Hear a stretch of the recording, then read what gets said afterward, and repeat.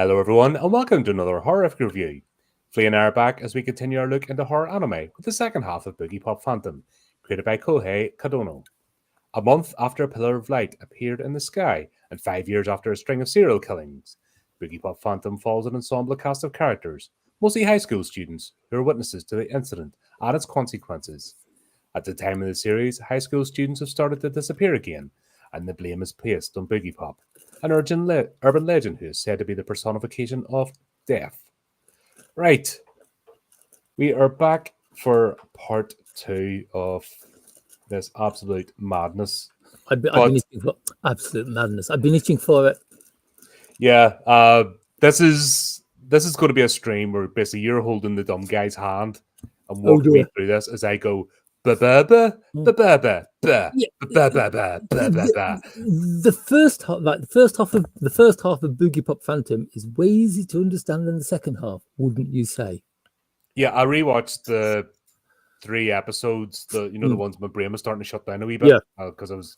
Here's my problem as well. I've only so much time, and I'm watching a shitload of stuff as well as the horror stuff in the background. I'm like trying to squeeze all this in, and it's information overload. Things that get show you need to watch once, like all the way through. You need to let it ferment in the brain. They need to go back to it and then review it. I just don't have the time for that, and as we find out, we have to also look at books, etc. Do you understand this? Yeah. It's the fact that it's like really, if like I'm going to be. I love Boogie. I love everything about Boogiepop Phantom. Boogiepop Phantom sits there up as one of my favorite animes of all time. But if you introduce someone who doesn't know a lot about anime and doesn't know a lot about the way the Japanese like compose their stories, you really need to sit there with the wiki page open on your lap. Yep, and the spider diagrams and stuff of all the characters. That's one thing I found really frustrating is that you can't get an episode list of who the characters are in the episode because the way this is drawn, it's bloody hard to pick out individual characters because they're drawn so similar, especially when they're in school uniforms or from the back. Yeah, and you're like, okay, who's that? Who am I meant to be paying attention to? Right, and the story isn't linear as well, which doesn't help. So it bounces back and forward in time, so you're not following a character's trajectory. Yeah, again, my excuse is going to be, well, you know what? The books are just like the books jump. The books aren't linear. They jump about all over the place. A lot of it, it's kind of like it's one of those kind of like detective stories where you read the book and you take notes and you piece together the various bits and pieces so that when you get to the end of it, you can say, and the murderer is, and then you can see if your notes actually match the outcome. And that's right. This is not entry-level anime. No. So that's a caveat I think needs to be put on this and shows like this. Yes. There's your entry level. If you're a casual viewer, and because one of the things as well, I mean, like the horror genre, there's a stigma in anime, and I want to push back against that. So it's through this channel has introduced people to shows that they can appreciate even in their own right, even if they never become a hardcore anime fan. I want to introduce them to things that they'll watch. I go, oh right, I get it. Even if they never watch another one, at least that stigma is reduced. At the best case scenario is, oh right, actually I enjoy this form. If I want a break from normal, traditional horror movies, I can watch this as well. That's the aim of introducing this stuff. For that, my pick for that would be Perfect Blue. Yeah, and that's one of the first ones we covered. Also, we'll have a bit of news as well with regards to it's slightly good news and it's also slightly worrying, but at the same time, I made this piece of news more horrific by mentioning the D word. Yeah, but also the T word was attached to this, and it would have been an absolute shambles. It's right for people who were looking forward to it or really want a movie. It's bad news. For the rest of us, it's good news. It's good news. I'm not one of these people. I don't want a movie made of something for the sake of it. I don't want a series of something made for the sake of it. I want people to give a shit. I honestly think if there wasn't a Akira live action movie, it would be universally hated. The only reason I want to see it is I want to see what they can actually do with like Tokyo.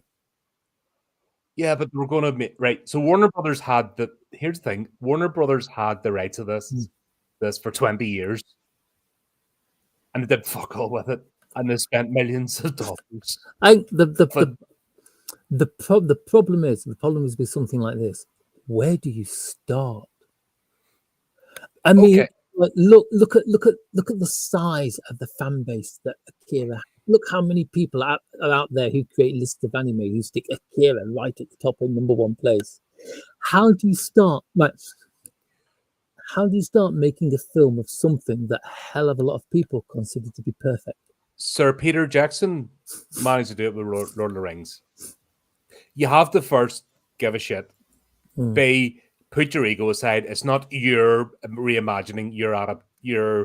I'm making my own thing, even though I have never written anything, but I'm going to take this other property and write it as if it's my own. You put that crap out the window and you just do a faithful adaptation. But that's not the culture, so it's not going to happen that way. So I'm glad that the rights have went back. So basically, after this is like Hellraiser and stuff. You know, studios having the rights and stuff, and then they're going to pump something out just to keep them. But Warner Brothers has got itself in that much of a pickle of its own making. By the way, I have no sympathy for Warner Brothers. Oh, all film companies are pretty much the same, aren't they? Yeah, I have no sympathy. If people in that sphere lose their jobs, blah blah blah, I do not care. You deserve it, because the first thing you forgot was the customer base. And in fact, you actively hated the customer base. So I have no sympathy. If you lose your home, end up in the street, blah, blah, blah, there's no sympathy for me. Now, I know there's a lot of webs out there who commentate and stuff and like, oh, no, I wouldn't wish this on anybody.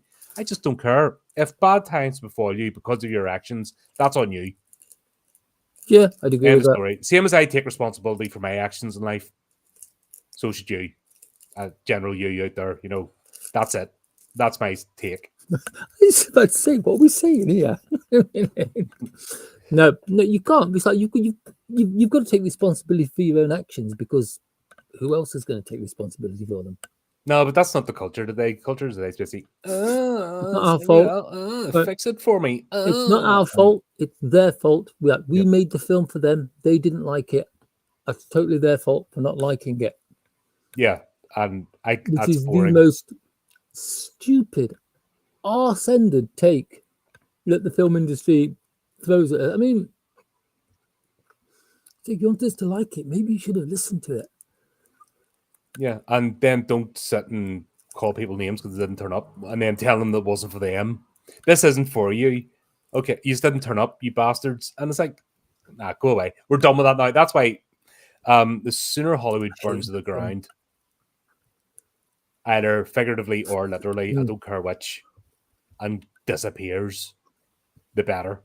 Filmmaking seems to be picking up in a lot of different countries now. I think that pretty soon it's not just going to be like Hollywood that throws out the summer blockbuster. I think there's plenty of other countries out there that are capable of stepping onto the world stage with movies and putting really good stuff out there. But the summer blockbuster is the normie films anyway. So the sort of films that we all watch aren't the summer blockbuster.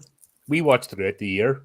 It was the first thing that came into my head. I've got to be. No, but you're 100% right. Everything's with the mentality of the summer blockbuster, and that's the be all and end all of the Hollywood mentality. But we're not off that ilk, so it's not for us anyway. But we can keep franchises going, especially in the horror genre. We have kept cinema alive. We've kept the doors open, and hardcore fan bases like anime fans have kept studio doors open. And you think of the number of studios, not just one or two, but hundreds, that doors are kept open because of fans across the board buying material. There's a value there. All anime does is move. It's like at the moment everything is centered around Japan, but China is producing some really good stuff. So it's like a lot of anime production will go to China and then it'll move to South Korea. And it's like it was for a little while. It was in Taiwan, and then it'll move back to Japan. So it's kind of like it's almost like they hand the baton on to new companies, and Yeah. it's like the main production goes round in a circle. It doesn't happen in films. It always has to be like, this is our film. We don't need any help doing our film. Like Warner Brothers, this is our film. Disney, this is ours. MGM, if MGM is still around, because I can't remember. Well, they're owned by Amazon. Fair enough. Amazon then. But it's like I am kind of glad that it's out of development hell, even if it's out of development hell, just for the simple fact that the copyright, the rights have reverted back to Kodansha. Yeah. And that's a massive thing, especially recently, because Japan has went no more with the localizers, the translators, and the reimaginings. They've watched their work get bastardized, and they've went, nah, we're not playing that game anymore. Fair play to the Japanese for doing it. They're even pulling away from the West in things like computer games, because people who like localized computer games are putting the only company still under thumbs, Nintendo. The other companies, and in fact, even there's a difference between like Sony, PlayStation. There's a difference between Sony Japan and Sony in the West. Like, it's treated as a separate division. There's like a massive divide there, and like I said, I have no sympathy for people who lose their jobs, because all they've done is create shite, be lazy, and then actually actively hate the customer. Yeah, let's say what's the main piece? What's the main reason people lose their jobs? They lose their jobs because they're not doing their job properly. And it's like all these people in the film industry, they all seem to have their own agendas, they all seem to have their own message that they want to put across. And they get kicked into touch when they do, and they lose their jobs. I can't feel sorry for someone who's responsible for the loss of their own job. Call me cruel, but I mean, no, it's not even cruel. It's just, that's matter of fact. That's where it is. If I stop trying, I lose my job. If I don't put the effort in with the publications, nobody will want to read them. You know what I mean? We all have a responsibility. If you're producing something, yes, you can have your artistic freedom, you can have your vision, but you have to put the effort in. That's the minimum requirement. If you give it, you do the best you can do, and then you always try to get better. That stopped. It regressed in the Hollywood sphere of filmmaking, and it just became nepotism and people getting shoehorned in. Yeah. And this is it. I'm just glad. Not even I'm just glad, because Akira is one of the holy cows of anime. It's one of those seminal movies. I know we talked about it during the review. Yeah. It I mean, even today in Japan, it is still considered to be one of the gods of animation. Even normies, even people who aren't in the anime, know Akira. I don't care what fandom people are. Yes, they will all have heard of Akira. Because it's like you could walk into the middle of a bus stop and go Akira. There'll be at least one person who'll go. Like, everyone will think of bike scene. You know what I mean? Neo Toku. You'll think cyberpunk. Even if they've never watched, they'll know it. It's not. It's one of them things. That's how powerful this movie is. So treat it with respect. The greatest cyberpunk films ever made. If they ever do remake it for any reason, I want them to put the bit that they missed out in. I'd be interested in. I still mean to do it. Is get the novels. I've got it on my list, my purchase list, but I just no money at the moment. It better be the deluxe version in the box. Yeah, it is. Because there's an art book that comes with the reason being is like there's an extra book. There's like a book on the art and like the development of the film Akira that is only available in that box set, and it's well worth reading. Because it opens the film up, and you'll find out a lot about the film and why bits were included and why bits were cut out in that book. Plus, the artwork is amazing. Yeah, that's once again, it's worth. If you like Akira, like I bought the collector's edition, the 20-year one or something. You know what I mean? That's how old it is. It'll always be. It's something you're proud to have on your shelf. My copy's over there. It's like, as I'm watching things, as I like fall in and out of love with various series. The stuff on my shelves changes, but Akira will never move from that corner over there. No, and you Akira can will just always be on my list because it's like it doesn't matter what kind of mood you're in. It's just like a film. It's a film that you can pick up and watch. I'm not even going to call it an anime. It's a film. It's a movie. So look how many people they've had involved in this, trying to get this off the ground. It like look at the fact that they could have stuck with any one of those people and just thrown any slop out. I think it actually shows how serious Warner Brothers was about making an Akira movie, because it's like, you're not right for the job. You're not right for the job. Nope, that's not what we want. That's not what we want. You're not right for the job either. Don't even let him through the door.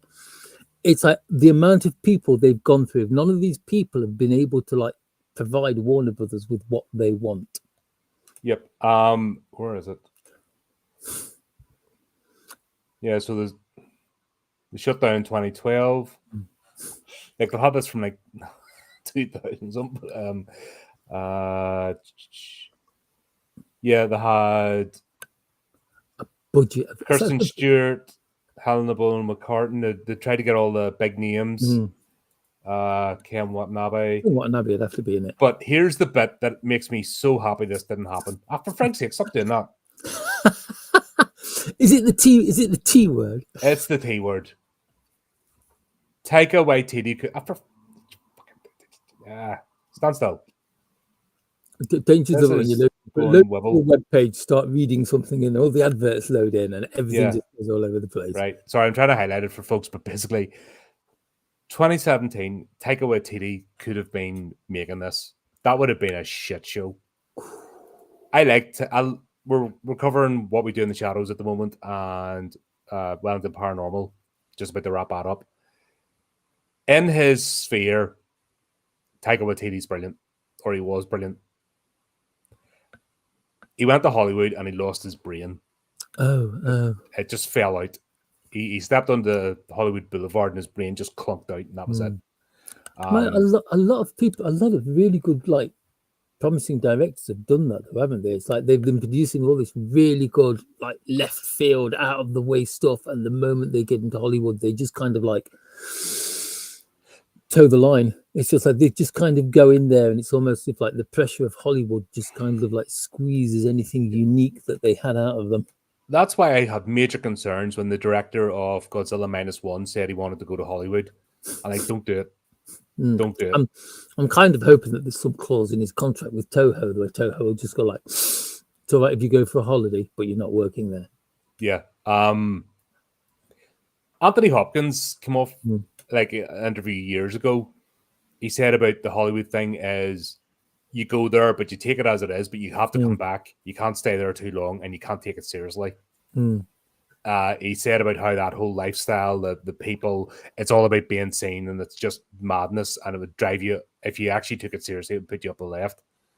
And that's how he's managed to stay centered, is he kept coming home and just, staying away from it, just understanding what it was, doing what was necessary, but basically not getting involved with the culture. Taika Waititi did the opposite. He became involved and just lost it. So what was he doing? He had finished Jojo Rabbit. Decent. That is a weird film, but I did enjoy it. I've got to be honest. He directed an episode of The Mandalorian, and then he was writing Thor: Love and Thunder. Did I watch that? I've got to be quite. That for me is reason enough never to forgive the man. Never watched The Mandalorian, and was that the one? I haven't watched any of these Marvel things in ages. I thought Thor Love and Thunder was the one with the female Thor. All right. Yeah, I never watched that one. So Mandalorian was all right. I watched up to the end of the second series, and then just kind of went, "This has gone terrible," and no interest. Never bothered with Boba Fett and anything else that came out. So he was doing that. He got dragged into that stuff. I heard basically got panned for the Thor one. Nobody liked it. So that could have been the future. if Taika Waititi had directed Akira, I think it would have talked. I think it would have been Crow 2024 level of hatred. Wow. I honestly think That I bad. think he would have That received the Crow 2024 level of backlash I've never if actually that had seen went Crow. ahead. I've never seen Crow 2024 because of people's recommendations not to waste my life watching it because I'll never get the time back. Watch my 45-minute review where I say fuck a lot during it. I've seen your 45-minute review. I was quite impressed by it. You're having an aneurysm reviewing the movie. Like, honestly, I was just getting angrier and angrier the more I talked about it. I've got to be honest. I didn't know there was a Crow 3. Hmm? I didn't know there was a Crow 3. Yeah, I've covered. I've seen the first two Crows. I didn't know there was a Crow 3. Yeah, So I was actually really better than Crow surprised 2. when you read Crow 4 4. Crow movies. God blimey. God dear. I wonder what Crow 5. Crow 5 is going to be like. And then there's a TV series, Stairway to Oh, Heaven. I've heard of the TV That was series. shit. That was terrible. It still wasn't as shit as that movie. Like, honestly, I have been well and truly crowed. And I've seen some of their worst, and it was still nothing compared to that movie. Now, what I'm saying is, if Taika Waititi and Warner Brothers had to put this out, it would have been in that level. I could just, you can smell something in the air. Yeah. That would be it. That would have just been, there would have been burning torches, pitchforks. There would have been people cosplay. Actually, people would have been forging their own anime weapons just purely to storm the studios of Warner Brothers. That bad. I'm going to say I just wanted to see what like America could make out of Akira. Well, didn't you watch Ghost in the Machine or Ghost in the Shell? Got to be quite honest, the first Ghost in the Shell anime isn't very good. Yeah, I did. Scarlett Johansson. The remake was Scarlett Johansson. Everybody was screaming that she didn't look Japanese enough. People, the character she played, the Major, is Russian. She's not Japanese. Once again, that's casual, She just has she has a Japanese name for the same reason that while I am online, I call myself Flay. It's a nom de plume. It's not my real name isn't Flay. It's the same as like Major Kusanagi's name isn't Makoto Kusanagi. I will rage over this. I will die on this mountain. Yeah. And that wasn't even as egregious. This would have been, this would have been horrible. I quite like Ghost in the Shell. It stuck to the main part. It stuck to the main part of the bulk of the couple of episodes it was based on pretty well. Yeah, it wasn't egregious. It was just, numbers. Right, but that's CGI laden. This would be the live action. It's like all the roles would be reversed. Tetsuo and Canada would, of course, be ladies. I have no problem with that. Tetsuo's girlfriend, whose name I cannot remember, I am so sorry, would totally be a bloke or another woman. Yeah, they do all sorts of stuff that mess up, and more importantly, they just screw up. Taika Waititi, with his weird sense of humor, would throw random jokes in here and there. No, there's enough humor in Akira without needing to add any more because it's not comedy. Here's the thing that got me, like recently with Warner Brothers. There's a new Superman movie coming out. There is. What's his name? Gunn. What's his first name? James Gunn. Has said that he's not using the fake muscle suits like the other Superman. If I remember rightly, Christopher Reeve wore lycra. Yeah, that was all him. I've got to say, I'm pretty sure that I'm pretty sure James Dean. What is it? Dean Cain wasn't wearing a muscle suit. Yeah. When he did the series, I'm pretty sure Tom Welling lifted his own weights. He didn't wear a muscle. In fact, until the last episode, he never even wore the suit. Henry Cavill. Henry Cavill. I'm pretty sure that's his own workout. Good God. I'm pretty sure he built those muscles himself. But And then they will have this. I've seen the trailers, and you see this weed, like wee weedy bloke, and he's got all the stitchy stuff on, which looks like fake muscles to me. that is going to be absolutely. It's like, right, yeah, we're not going to use muscle suits. This bloke's going to have to build muscle himself. I don't know who that actor is, but he's not. Once again, this is what Warner Brothers does. This is what Warner Brothers is putting out right now, and yeah, imagine they got hold of Akira. Actually, did it. That, like I said, Crow 2024 level of hatred. I could guarantee it if it went ahead. It's kind of like you know when you're watching a house burning down or like a blind puppy walk across a busy motorway. It's kind of I want to see a live action version of. I want to see a live action Akira, just to see if the puppy gets hit. Just to see what happens. Yeah, and I'll turn my eyes away at like the final moment, but I just want to see if it makes it or not. I actually think if it's like right. There's a kid sitting in a room and it's all full of like combustible material, and they're playing with the matches, going. Yeah. And you're just you can take the matches off the kid, or you're just gonna go, yeah, I'm going to see what happens. We know what's going to fucking happen. There's no if buts or maybes about it. We know that one of them matches is going to get struck, go into flames, and chaos is going to ensue. There's no. But what if? No. Japan tried to do a live action Akira. If Toho Studios got hold of it, or they did it themselves. Could Kodansha themselves make films? There's absolutely no right. It's like Japan has money. There's money people in Japan without leaving Japan. Tokyo is one of the world's powerhouses. There's also. I bet there are a lot more people in Japan or like the Far East where the name Akira means way more to them than it will to anyone in a suit sitting in an office. Oh yeah, somewhere in Hollywood. They could crowdfund it. It's like Hollywood. Like imagine, imagine buying about right. We're going to crowdfund this. Who's on board? Ding, ding, ding. Right. Ding. It'd be the biggest thing since Star Citizen. It really would.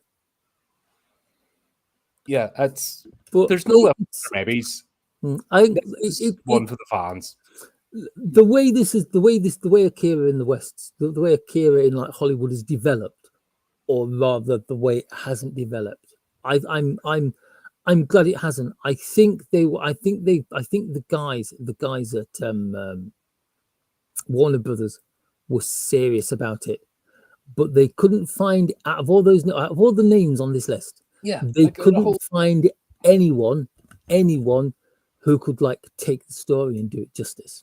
Yeah, that's my head canon around this. It's like, no, I'm not going to pick a name. If we let this person write it, it's going to be terrible. Or if we let this person produce it or direct it, it's going to be really, really, really bad. We can't do Akira the justice that we want to do it on the large screen. And they can't afford any more flops. Warner Brothers, they're already looking at splitting up Warner Brothers. It was already sold by the mobile company. You remember, what was it? I forget. The mobile company that bought Warner Brothers went, nah, I'm selling that shit. I had enough. That was only a couple of years ago. It's on the verge of being broken up as we speak. They cannot afford any more major flops. And you're talking, this is 300 million. It's to like make a proper, true to scale nearly every movie that comes out of Hollywood these days is a flop. Or at least if they're not, the ones that aren't flops don't seem to be making it to the front pages of the news articles and the websites. Nobody cares. Because it's like if Hollywood has success, not more money for Hollywood, jolly good. But if Hollywood creates an absolute stinker, it's like, Hollywood, yeah, in your face, mate. Yeah. Here's the thing. We're all done. We've all had enough. I cannot. Right, the last time I went to the cinema, was to watch Godzilla -1. That is a worthy entry. It was. We should do that. I think we It should was. do that sometime. Well, I'll tell you. It's like we can do. I want to talk about that movie. We can do like Japanese movies as well as anime. Why not? I mean, does that mean I we're going kind to of do? want to. I kind of want to talk about. I keep skirting around it. I want Does to do a proper does review that mean we're going because to do Ringu? that movie is amazing. It's after I enjoyed most of the Hollywood Godzilla. I didn't enjoy the the Hollywood version of like Godzilla versus King Kong. Didn't enjoy that. Didn't enjoy the original Godzilla versus King Kong.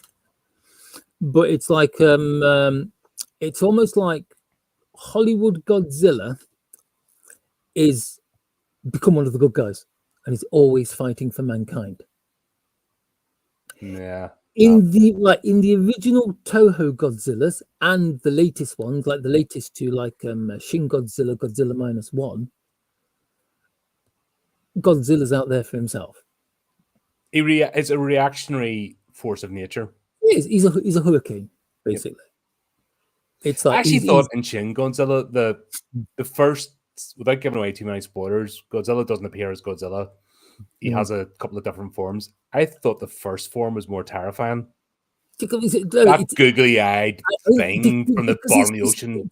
It's something. It's just something new that's crawled out the water. It's like when you see Godzilla, it's like, it's Godzilla. It's like when we did Planet of Monsters, the first the first series, like the anime. It's like when Godzilla shows up, it's like, yep, that's Godzilla. And then you get to the end bit where you're like, oh no, that's Godzilla. Again, without giving away too many spoilers, but yeah, it's like we can cover all the Godzilla films if you want to, from the first one all the way up to the latest. That'll be a whole series on its own. I am a massive Godzilla nerd. I will admit that. I own every single Godzilla film that's ever been released on DVD up there. I watched them religiously in Channel 4. Every time they used to come on, I used to watch them or video them and watch them. Yep. But this, you don't touch this. You don't. Unless you're prepared to give it the utmost respect. You don't touch it. Leave Akira alone. I'd like, if not a live action version, a 3DC version, an anniversary 3D CGI version of the original film. Almost like a scaled up. Yeah, like frame for frame, exactly the same film from exactly the same angles, exactly the same cuts, but like modern, the high definition 3D CGI. Yeah, I could see that. However, as we discussed during the review, this movie still blows you away, even when it's current animation. And when you see the level of detail, the fact that it's plates and the detail, this is. In fact, if you watch the making of, you see the guy. Yeah, which I put up the channel as well. The smallest paintbrush in the world, and like a pair of magnifying goggles, just like individually painting lights onto the side of a huge skyscraper that takes up most of the screen. Each of the cells, the amount of level and detail that goes into each scene. Yeah. The chase scene, one of the most famous images in anime, right there at the top of the article, that's been parodied how many different films? Even The Simpsons parodied that bike slide. You're not getting better. Like, even because that would just be computer graphics. It would look, anything done with this would look cheap. Yeah, if it was honestly, I would cheapen it because this was done with love and precision, and just this was like old school. Like I was talking about the Japanese calligraphy last time, and the actual level of detail and the fact that it's a ritual. That's the way this movie was made. I mean, you see the way that they worked, and one person was one scene, and that was it. That's what they focused on. It was 100% of their effort. Yeah, you're not getting that. You're not getting that from Hollywood. So that sorry, but you're not even getting close to that. That guy painting windows, his entire job through the making of Akira was just to paint windows on sides of buildings. But when you go through the scene, you're there. Yeah. You're in Yeah. Neo Tokyo. You're in the zone. That's the effect. That's why this thing will always be. You could release the 30-year edition, the 40-year, the 50-year. When it gets to like the 200-year edition, you can release this in its original format, and it'll still blow people away because it's a piece of art. It's the reason why this is classic art. It deserves. I know it sounds hyperbolic, but it is. It deserves. Akira deserves to be in a museum. Hey, Chris.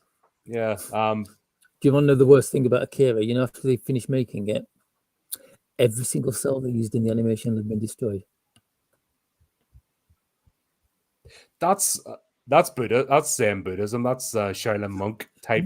Like there are some out there because artists who were working on it after the scene had been finished would smuggle them out and they would sell them on the market. Akira cells. There are Akira animation cells out there. I should think how much they're going to be worth. Oh, it's stupid amounts. But if you could right, that scene there is like a backdrop. There's like the backdrop, and then there's like maybe like 3 or 4 cells laid on top of each other. If you could find that scene and you had the money, would you own it? Absolutely, that would be. I sure as hell would. Living room, yeah.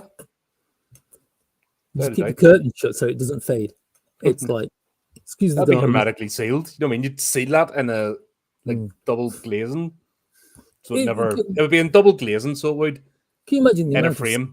Can you imagine the amount of swag you could get showing that off to someone saying, "Here's my original Akira shot." Those cells aren't small.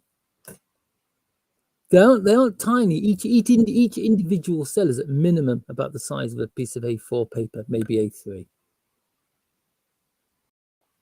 No, like They're I not said, tiny. I'm glad that this fell through. Honestly, I still kind of want to. See it made just so I can like watch it and go like, "Well, that was average." Yeah, nah. Anyway, there you go. That is that. Goodbye, Akira. Maybe in another 20 years. Maybe. Who knows? But anyway, back to Boogiepop Phantom, right? That's it. It's time to screw everybody's brains over. Okay, so I went back and I rewatched 3 of the episodes. I should have just went back and done all 6, but I didn't have time. But I watched the 3 episodes, so Interlude and Mother's Day and the other one. Sort of get it, yep. I'm guessing after you watched those, you thought you had a handle on what was going on in the series. Yeah, and then you watched like 7 happens. You watched like 7, 8, and 9. Until You're in My Arms again. Yeah. So we have a brother and sister, and she only ever refers to him as brother, which is creepy in itself. Like there is something off about this episode. I don't mean off as in like it's a bad episode or it's not particularly well animated or things like there's just something that feels weird about it. I'm pretty sure it all steps down to whatever kind of like relationship is going on with the brother and sister pair. Yeah, you're not feeling comfortable. You're just because he's just a complete arsehole and she comes across as being a dish rag who just like follows him around all day. Yeah, it's not right. There's something weird going on. And yeah, we'll start off with this mugging thing, the most polite mugging I've ever came across in my life. Yeah, it's the kind of like well, you're going to give us all our money. Well, am I? Yeah, why not? Go and buy us some drinks. That kind of thing. Yeah. It's like because it's like you don't. We're not going to beat you up. We're all your friends, and friends buy stuff for their friends. It's weird. You'll find it a lot in anime. Yeah, that's natural with like school bullies and stuff and all that happens. You know what I mean? That's good. It was just the way the dialogue, not even remotely aggressive. You know they're getting ready to like pound him. Oh yeah, they do. But when they do start beating him up, like the animation of this is really weird. Yeah, It's so slightly as it reminds me of that scene where they're beating that zombie up in Shaun of the Dead, and you've got like the sound effects in the background going boom, ding, boom, ding, boom, ding. If they put those sound effects into that mugging, they fit it perfectly. Yeah, it was just odd, you know. Unless they've made it so it's like it looks as if they're not really trying, and I wonder if the reason they're not really trying is because like the brother, the guy in question, is such a massive wimp that they don't have to. So it's just kind of like they're just kind of like playing with him to show what a pushover he is. I don't know. It's just, like I said, there's just something. This episode is off. It's to me, this episode should have been replaced with more actual plot and exposition and going to the main characters. This is one of them ones where we're sort of being derailed and we don't have enough time for episodes. I guess if this is like 24 episodes or something, you could have a filler episode like this, but right, like there is plot in there, but it doesn't actually. It isn't until like Under Gravity's Rainbow that it actually offers to make any sense, and it's really easy to miss. But this is my issue with this because there's too much going on to try and pick all the plot out. And if you're not pre-genned, if you're not pre-read up before starting this, there's too much. Plus, like I've been binging this, even in 2 parts. Yeah. So I'm not having like a week's break between each episode. Yeah. Imagine watching this live, week by week. You're stuffed. It'll just give you that little bit, but it's like I think we were talking about this before we went live. It's like this, like you say, this isn't a starting anime. This is like this anime comes towards the end of like a series of. It's a side story. It's like a series of 20 novels. So by the time you've read like half of the books, you know all the characters are. You know how their relationships are. You know who's linked to who and who's going to do what. It isn't an anime for like it isn't an anime for someone to just pick up and watch because it will make no sense. Yeah, exactly that, and that's my issue. Is it's not. You need to be pre-warned. Like, don't watch this unless you're prepared to read the books first. Because honestly, I didn't hear it, but at the same time, I'm like going, I can't. Who am I meant to be watching here? Too many characters. The way they're drawn as well. They're too similar. They're using too many shadows, etc. So I'm not getting a clear path of, okay, here's my 3 main characters who I'm following through every episode. Because I haven't even seen Boogiepop itself for like 3 episodes at this point. Boogiepop's disappeared.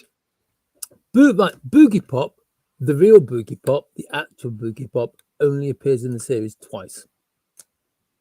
Okay, sorry, Boogiepop Phantom. Okay, yeah, I'm gonna say it's that's even a thing at the end that you sort of look and go, huh? Once again, if you haven't read the books, you don't know what the hell's going on. This is just making you go. Oh, right, no, right. You'll be glad to know this is the only thing that Boogiepop Phantom actually appears in. Just to throw the curveball a little wider. It's the kind of anime where like you introduce someone to anime, you show them like half dozen, maybe a dozen animes, and then they're like, right then, if you want to try something different, try this, and you show them Boogiepop Phantom. But it's one of those series where the more you watch it, the more you will get out of it. I don't think this is what but for the sake of like just watching it and for this, in the scope of this review, the story is really patchy.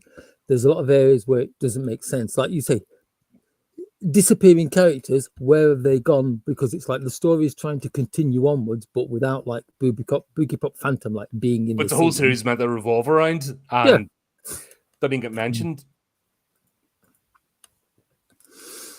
Yeah, I love it. I think it's great. It's but I've read some of the books, not all of them, but enough of them so that I know what's going on. Because, like I've said, you can only find only the first 6 books have been translated into English, and because they haven't been in print for years, good luck trying to find a decent copy at a decent price. Yeah, That's once again that's prohibitive because Yeah. it's when you have to work so hard to understand something, it's prohibitive. And yes, I get making stuff for fans. I get it, and that's what this is. So unless you're prepared to step into the boogie pop world and actually go there, this isn't for you. This isn't just a stick on and watch and enjoy. This is, it's a study in. It's like trying to get into Warhammer 40k. Casually, you don't. You know what I mean? You have to go right back, and you've got like a year or more of study, like hardcore studying for something to get into it, which makes it prohibitive. Good news, Boogiepop's on Kindle, but it's still only the first 6 volumes. I'm gonna have to get a new Kindle because that Fire thing of mine's absolutely crap and doesn't charge properly now. I'm thinking I'm gonna have to bite the bullet. Get like I use my tablet, but there's never enough memory space clear on it for all the books I want to read. Yeah. Plus, being old-fashioned, I'm a sucker for actually bending pages back. Yeah, that's what I prefer to read myself, because then I don't have to worry about being charged up or have signal and all that kind of stuff. So, but anyway, yeah, the scene with the kitty as well. But basically, we're being led down the path that brother here has got powers and he's twisted and he's just lashing out. That cat, though, the cat was a step too far. Yeah, there was no need for that. That was just ridiculous. And even when you get the twist at the end, you're like, all right, okay.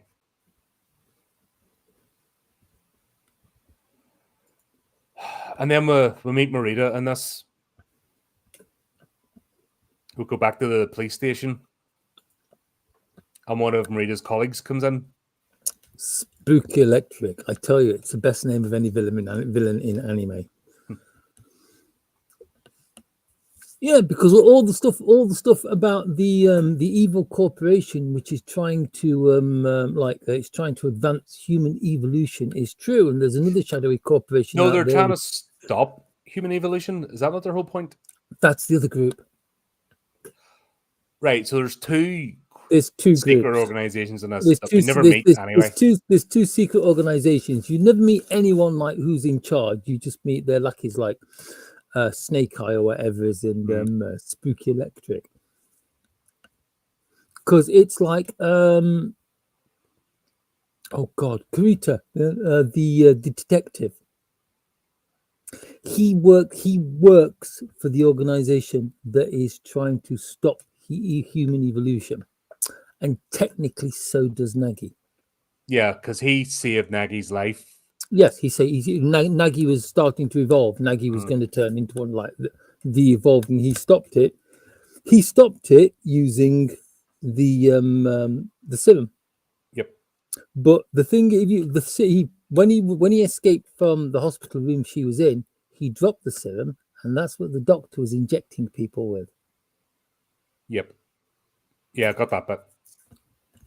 So it's like something that's happened like 3 or 4 episodes ago. You finally get the payoff for, but it happens so quickly that you might miss it. And that's my issue with this. So you can't invest because the pay unless you know to look for that bit, because then it gets convoluted with so many other characters. You're like, okay, what am I meant to be following? So unless you're prepared to like watch this about 4 or 5 times and take, like I said, get your notebook and stuff out, it's not for the casual viewer. It's not for like if somebody said, I've never watched an anime before, this is not the one you're putting in front of them. I was going to say Dragon Ball Z fans. Yeah, no, I've never watched that thing. It's like, but it's much too hard to understand. Why can't it be like JoJo's Bizarre Adventure or Jujutsu Kaisen or anything like that? I won't mention One Piece. No, but yeah, we'll sort of get more of another way. Marita and that just openly have the conversation in front of the colleague, and then I think that was the end of the colleague, or he's getting his mind wiped again. You never find out. No, you're just sort of left hanging. Hang on. Is there kind of like there's a scene with him right at the end? But that was the scene at the beginning when he was the one that discovered Manaka and in the park.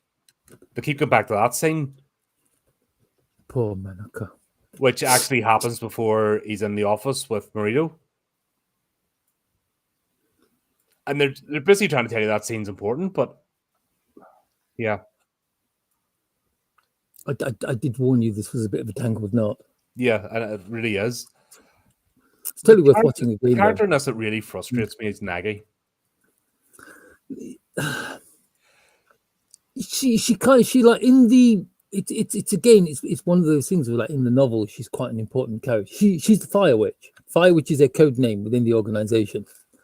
It's like she's one of the people who goes out hunting these like evolved people and destroying them. Yeah, but it's like she's doing totally it as an adult. Yes. Yeah, she's totally a high school delinquent. I mean, in the very last episode, they leave high school, which means they're 17 going on 18. Yeah, but they keep flipping her as if this is her, which would make more sense if they just done it linear. That's she's left. This is her 5 years from leaving high school, and this is her an adult. I would actually get my head around the character more. But the fact that she even looks different when she's in the biker gear and stuff, like they even make her a bit taller, and it's almost like she shrinks down into schoolgirl mode. I honestly have no idea. Seriously, because there's even one of the episodes where she's in the same. She goes to school the next day and she's actually shorter because they put her beside one of the other characters. I think it's the detective guy, and she's shorter. The physically make her smaller, and that's the thing that messes with my head. The creepy detective guy who totally cured. No, but he's a certain height. You know what I mean? You get the adulthood, you get to a certain height, you stop. Yeah. And they have her shoulder to shoulder with him in the biker gear as if she's an adult. Then they have her in the same shot with the same character in schoolgirl mode, and she's shorter because her head is like just at his. So maybe she's like Boogiepop and changes size when she puts the uniform on. But I'm sorry, that's not good because you're trying to get a. I'm gonna have to read through the. There's 3 events. Okay, so once again, there's the 5 years, the serial killer incidents. 5 years later, the beam of light. A month later is meant to be all this, and you're trying to keep track of that timeline. And each episode fucks you around, going back a story. You don't know where the hell you are. All you get is the timestamp that is the column of light. That tells you that is the only thing that tells you. But where you don't know if that's actually happening or it's a memory. This is where it messes with you. They do it in such a way that should be your ground and focus. But some people are doing it as a memory. Some people are doing it in real time. Pick one. Because you can't... and once again, I'm coming at this with no backstory. And I've read that, and the stuff that happens leading up to this, you don't see in this series. So we don't get to see Echo. We don't get to see Manticore proper. We don't see the actual battle that took place. Yeah, you only get to see a brief flash of that when Echo jumps into the column of light that is Manticore. But once again, that's there's only like brief, quick, blinking you miss it flashes of the battle. But this is all meant to be, from a storytelling perspective, this is meant to be its own side story. It's not a complete story. So it fails in that respect. And like I said, Nagi, I was picking up as a main character. And I can't follow her.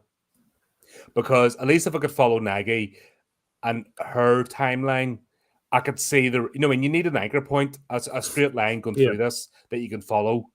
And there isn't, because they even mess with Nagi's timeline. And 1 minute she's a schoolgirl, 1 minute she's a young adult, 1 minute she's in, it's a mess. And it's really frustrating. And it's annoying because I want to enjoy this. I really do want to. I like the art style. I like the premise. I like the whole thing. But the way it's put forward, just, it takes me out of it. I can't, I've nothing to hold on to. And I say the actual tale of like Boogiepop Phantom itself is really good. one of the biggest problems is the fact that it's scattered. Yeah, It's like it's not just scattered within an episode; it's scattered through the entire series. and that's And like you say, it does. It jumps backwards and it jumps backwards. It jumps backwards and forwards. Everything that's happening 5 years ago is to do with the doctor in the hospital who's injecting people. Yep.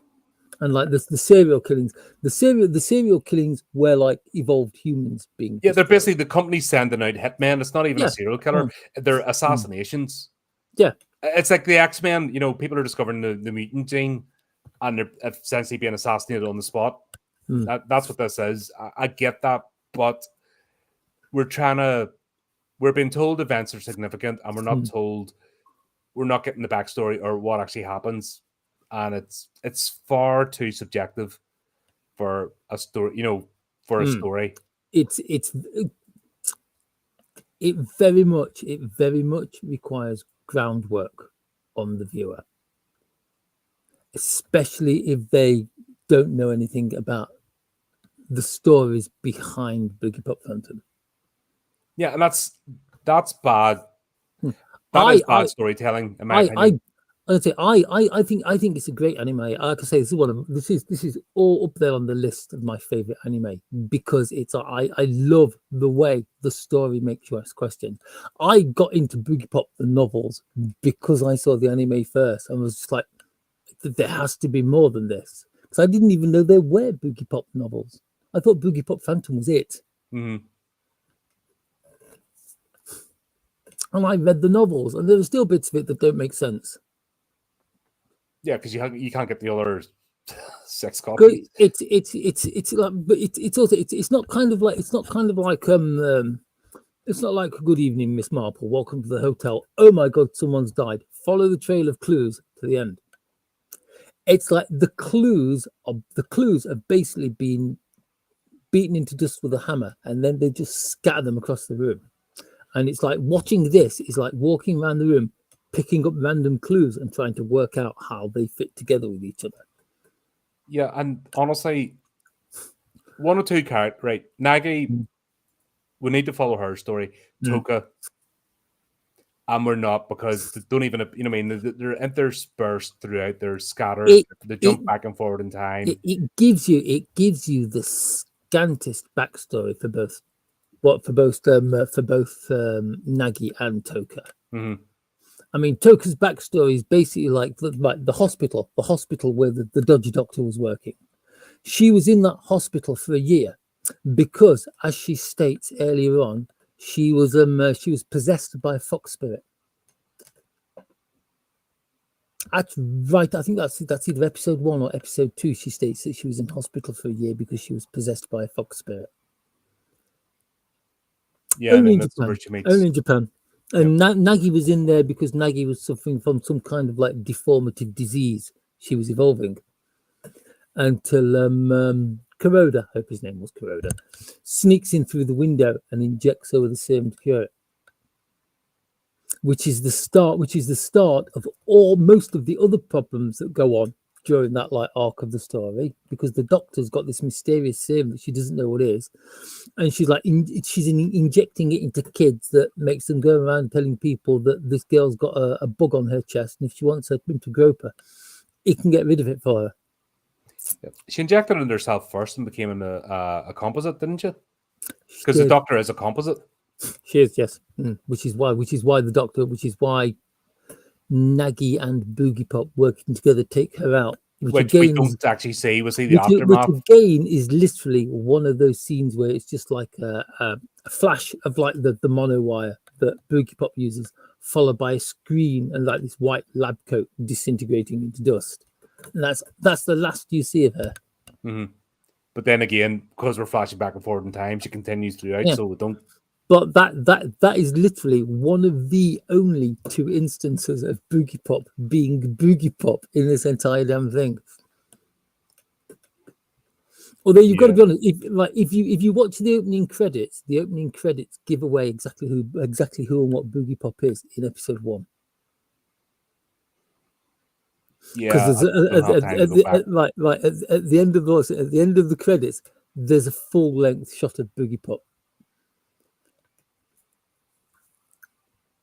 Because Yeah. Boogiepop Phantom has one of the Boogiepop Phantom has one of the faces of Manticore, whereas Boogiepop herself has the face of Boogiepop. I'm going to need a stiff drink after we finish this one.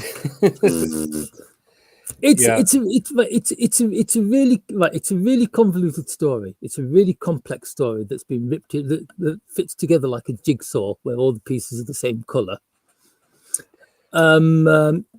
It doesn't hold your hand because, being the fact it's basically created for fans of the Boogiepop novel series, you're supposed to know all this anyway. Mm-hmm. There's bits in Boogiepop Phantom that I don't still understand, and I've read the first half a dozen novels. It's just dawned on me we're still on episode 1, aren't we? No, we're about to go into She's Unusual. Yeah. Manaka gets involved. Was know that the brother and sister that went missing. Brother came back changed, but it's not actually brother who's changed, it's sister who's changed. Yeah. She's the one with the powers.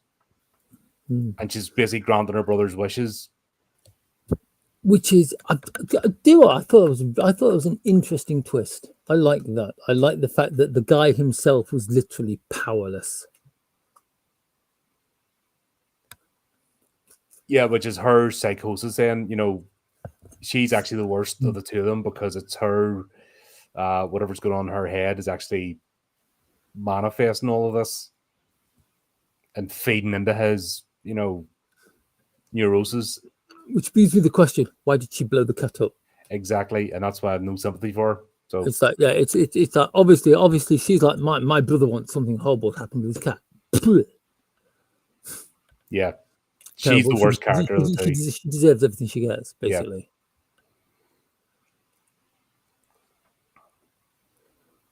Ah, God, and who did Marita come up against? Oh, he came up against them both, didn't he? He did, yes. Yeah. That's where he gets taken care of. Because it's like this is where like Marita reveals that. Well, we know the composite humans can change shape. Yep. But I wasn't expecting that the first time I watched it. Yeah, that's pretty much the end of his story. That he just gets ripped apart. Yep. Shame. To go to be honest, he was quite an interesting character, though. Yeah, but once again, there's no payoff. He just does a bit and then just gets taken care of randomly. No. Well, he's another character that should have been advancing the plot. Yeah, I kind of like unexpected character deaths, though, where you're watching a film or something or reading a book and it's like, this character is really important. This character, it's like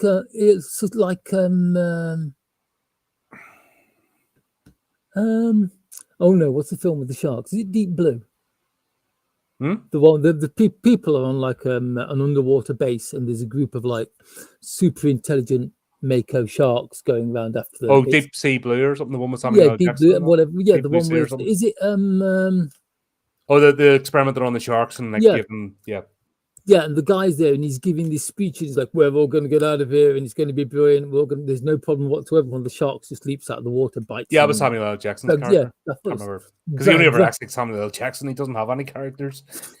He's only got himself. That's the only person he ever plays. It's like that where you think the character is going to be really, really, really important to the plot and then just gets taken out in the blink of an eye while being important to the plot. But the problem is, this is happening every episode. Once again, you need 2 or 3 anchor characters and going in a linear direction, and everything else can go. But you need to at least be able to follow somebody, and you can't because it bounces. And then when this was first released in the West, each video came with a booklet of notes. It's a shame you can't get those notes. Yeah, well, that's the problem with streaming, and the fact that the death of physical media. I would get on board with that, even as get the box set, and I had the books. You bought it as a collection, and it's a bit more of a, I would say, 3D experience. You read the books as well, even just not getting into the full universe, but this snapshot and explaining what it's about. Mm. But watching this on its own, nah, you're not getting it. And what's annoying is I want to. I was actually enjoying myself, but I'm just having too much of a head twist. Like, this is something, if I wasn't taking notes or trying to review, you'd sort of watch and go, all right, okay, but you wouldn't have a clue what you're watching. Do you know what I mean? I can see that. And that's fair enough. Maybe watch it as a kid, not take anything in. But I could imagine. I can imagine Boogiepop Phantom being frustrating for people because it's literally one of those where it's like it's literally it's the way it is. It's an anime that you've got to keep your eye on. You've got to watch it intently. But even if you watch it intently, because of the speed that things happen in some of the episodes, you are going to miss something. Because a prominent scene doesn't get displayed prominently. It's almost like an afterthought, even though it's a major plot point. It's like everything kind of everything kind of has like the same impetus. It's like everything. It's like everything is portrayed at the same speed, with the same kind of what's the word I'm looking for? Oh no, intensity. Yes, because it's like a really important scene has exactly the same intensity as something that is completely throwaway. Yeah, and that's not good. That's But again, your brain needs to be able to prioritize, know which thread to pull on. Again, and everybody's going to hate me for saying this. It's exactly the same, isn't it? It's like I think that it's impressive because it's exactly the same as the book. Nothing is given like any kind of like precedence or importance in the books, and they've actually managed to carry that over into the anime series. Yeah. Okay. Yeah. Like I said, it's I'll have to lend you the books. You're either all in or you're not. By the way, for anybody who wants to read the books are actually quite hard to read because of the way they're written, because they're written in the same kind of way that this is. It's kind of like there are parts where the books really, really plod, and certain things in the book. It's like the book will gloss over something, and then like slowly drip feed you the information over the next 6 or 7 chapters, maybe the next book and a half. And it suddenly clicks, oh wait, this is what happened, and then you'll go diving back through the books to find that chapter in one of the previous. That's the difference with a book, though. You can flick back. It's harder with a series because, like, okay, what do I go back to? And then you're sitting thinking in your brain, God, do I need to go back to episode 2, episode 3? Do I need to go right back to the start? There's no flicking back and forward with us with a 12-episode series. It is one of those series that gets better with multiple rewatches. But the thing is, it's like, do people have the time? Do people want to? I mean, if you're not, I mean, I don't know why. I am really sold on this series, but if you're not, really sold let me put it like this: are you going to go back? Look at the channel's schedule. Yeah. Well, yeah. Look at the channel. Don't forget, all you guys are in every 2 weeks. I'm here for every stream. I think it's time Chris pulled his weight more. Yes, you are way too busy to go back and like watch this again. I literally do not have the time, and that's just with the podcast. That is not accounting for the publishing side of things or my day-to-day. That's just at the moment. Now, if I was like, God, not even if it was 1920 because it's freaking in the army. It's hard to have time for anything then. It's like this is if you're, I don't know, university student using all your holidays and stuff for getting into this is or if you've just got your job and that and you have plenty of time and don't have spend a lot of plates at a certain stage in your life, this is where you get involved in this. If not, you have to either make the choice of just bypassing this, or you have to get fully invested, and it has to be your only thing for about 6 months to get it all in your head. I think you have to rewatch this like quite a few times, you have to read, you have to then go on Wikipedia and stuff for the Animepedia one, and you actually have to look at all the backstory and the discussion, and then you have to rewatch it again before you're like got it in your head. That's a lot of time and commitment. This is a hobby in itself. Being a Boogiepop Phantom fan is almost a hobby in itself. Yeah, I can. I'm just going to shut up and not argue. It is. It's like, and I'm not saying that's a bad thing. By the way, I'm not saying you'll not get something out of this by doing that, but that's you have to be prepared to do.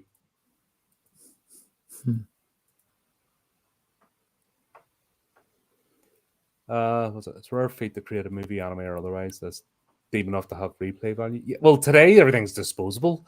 Like you watch a movie or you watch a series now and you've forgotten it by the time it's finished. I hate that. I hate the fact that you can go out and watch like the latest big thing. You sit there for say like 2 hours and watch a movie. Then by the time you've like the film has ended and you've walked back out the front of the cinema, you've forgotten half of it. Because it's so light that none of it sticks. What happened to all my favorite movies are movies from like 40, 50, 60, 70 odd years ago, when films actually had plot and the actual story meant something. Oh yeah, and I'm glad that this isn't that, without a doubt. Like I said, I just find it. I'm trying to understand. I know the story's there. I'm trying to piece it together, and it's bloody hard. Especially when you've only got on one watch, give up, don't even try. Do you know what I mean?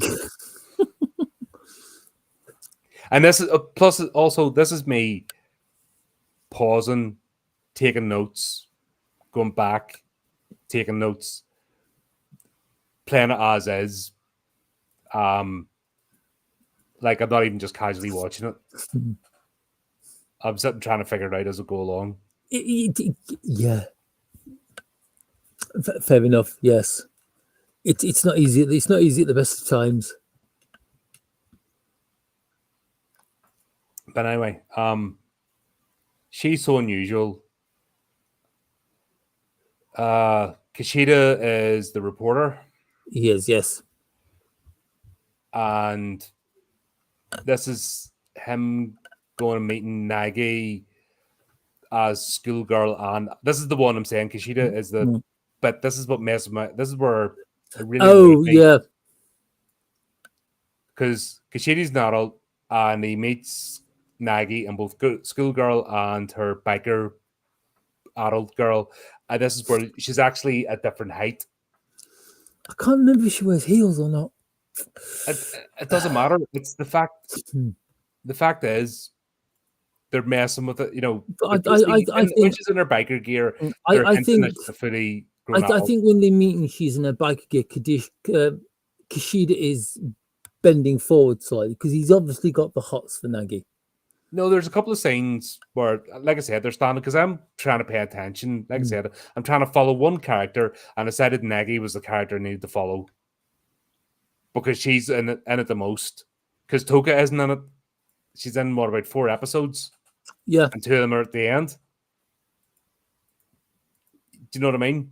It's kind of weird considering Toka's so she's not a main character, in my opinion, but Nagi is. So to me, Nagi was the character you have to follow, and I can't. Because this is the episode. Everything is so scattered across the series. Yep. And this is the episode where I thought it was going to tie it together and actually just made it worse.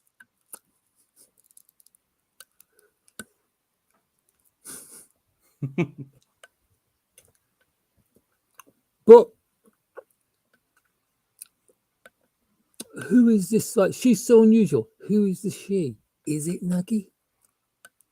Or is it Manaka? Because this has a lot to do with Manaka's in this a lot again. She's another. Manaka. This is kind of like, it's almost like this is an entire second arc. Yeah.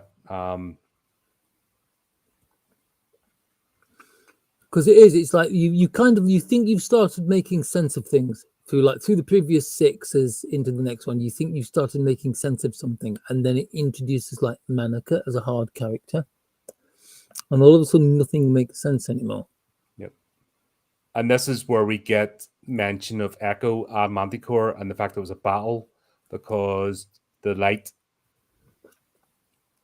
The light, like the column of light, We the column of still light. don't know what the column of light is. You know, Like it's not explained in the series. I've read about what the column of light is, but like I'm going to say yeah. Are we talking about the column of light, or shall we leave people to guess?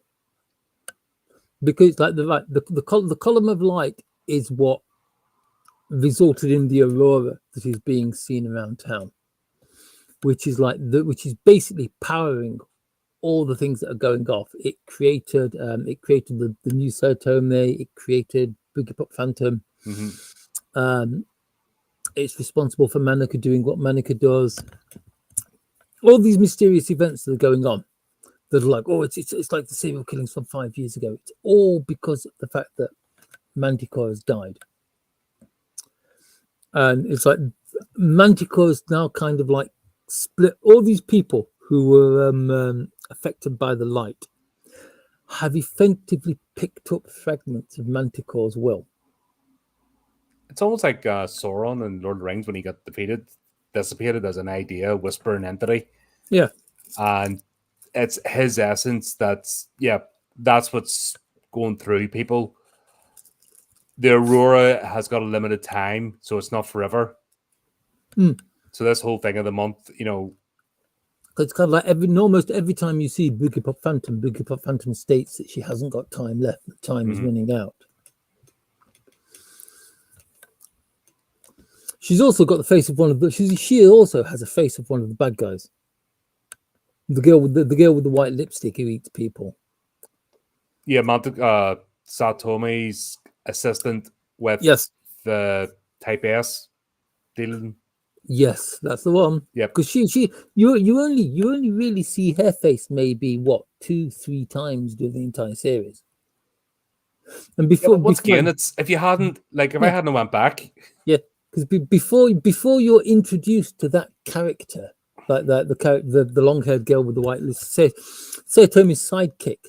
Before you're introduced to her, you've already met and seen the face of Boogiepop Phantom. Yeah, but so then the reverse reveal, I don't know. Shadows as well, and it's one of the sort of strange. And this is what I'm saying about it's hard to keep track of the characters because they're all the same, and there needs to only be having that explanation, you know. That's it. I myself am going to become a writer. I'm going to write a book called Boogiepop for Dummies. Yeah, that's it. It'll be a world bestseller, especially if they ever release this, because people are like, "What?" So many. The problem is, the amount of times I've watched Boogiepop Phantom is probably into double figures. I've read the books that I've got 3, maybe 4 times. So it's like, but there's still cases of when you put Boogiepop Phantom into play and you watch it and you're like, oh, I've just realized this. Those two are linked by that. It's like, Jesus, 20 odd years after this thing has been released, I'm still picking up new stuff from it. And that is one of the things I absolutely love about Boogiepop Phantom, is one of the things that is really annoying. It's like I said, this is a hobby. This isn't a series to watch. This is a bloody hobby. Oh, Boogiepop Phantom is like Lord of the Rings, where you have people like reading all scholars, the annexes. Boogiepop scholars, reading all like the annexes at the end of the Lord of the Rings and discussing the Elven languages and why this legend fits into this one and that one. Yeah, Terry Pratchett style footnotes across the. Yeah, I'm not going to say this is that's Boogiepop Phantom. It's the Japanese Lord of the Rings. But like I said, it's if you're looking for something more than your generic, you know, point A to point B, this is cool. But at the same time, they did not think they are not trying to bring the casual viewer in. No, this is not. It's I think like I said again before we went live. It's like this is there is a big this was released on television as a weekly series, but there is a big enough fan base of the novels to let that to allow that to work. And if you didn't want to watch this on the same day that this was released, there's going to be like 7, 8, 9 other series that you can start watching. Because let's be fair, it isn't like there's a hell of a lot of anime on television in Japan at any one time. Yeah, fair play. It's basically it's their equivalent to live TV, isn't it? More or less. And that's fair enough. But Hmm. yeah, this episode, this is the one that really twisted my head, just because I still can't get a beat in Nagi, especially when we've got Kishida. He's almost like a point in, an anchor point in time, but he keeps meeting Nagi at different points, almost as if he's been meeting her over the 5-year like, period, because they keep changing her in ho, age. ho. Kishida is Kuroda. Oh shit, that's right. They brought that bit. Because do you remember the bit where she's going like, she's like, Kuroda, I'm sorry. Oh, so you just look like someone I knew a long time ago, but you can't be him possibly because you wear spectacles. You know, the Superman moment. Yeah, and that's. he's like, no, my name's Kishida. I work for a newspaper. I've never been a private detective. Yeah. No, I just saw your brain flip again. That's not good. That's not good. I remember that, but I sort of went, no, I don't need any more of this now. No. And that's it for today's week. Yeah, that's it. This is like watching an episode a day. Take notes, go back, watch it about 3 times. That's the sort of time. I'm pretty sure I do remember. But this is why you're here, because if I was trying to review this myself, I'd just be like, blah blah blah blah blah blah blah blah. Far too complicated for what it is. Far too fragmented for what it is. It does not respect the viewer's time in watching it, unless you know the story behind it. In which case, it all makes sense. Yeah, so that's it's one of the reasons why I like when people have watched like half a dozen series of anime, they begin to think, yeah, the anime, I've been watching this anime, I've got kind of a foothold, I know what I'm doing with it now. You suggest this to them, and it's like okay, maybe I haven't. This is one of those things that you give people, you show people this as a lesson to get them to pay more attention in the future, because I'll be terrified of missing something. Yeah, no, I get it 100%. But this is just like, it's not, we don't come to a clear ending. There's no wrap up of this particular, it just goes on and on. Like, there's no. It's like I actually think if there was at the end of it, after the last episode, Requiem, there's totally room for more episodes after that. Oh yeah, because Requiem is not a finale. Yeah, because it's like I'm gonna give away the ending here. They basically all just shrug and walk away from each other. Yeah, and that's it. And crack on. And yeah. Boogiepop Phantom. I apologize for you watching Boogiepop Phantom. No, it's on to that. I mean, that's why we're spinning the wheel, because then there's no favoritism or blame. What comes up, and we'll have a go at it. It sort of makes it fun. Like I said, if I hated this, I wouldn't care. It's Do you know what I mean? Like it's a good series. If only it did. If it wasn't so fragmented.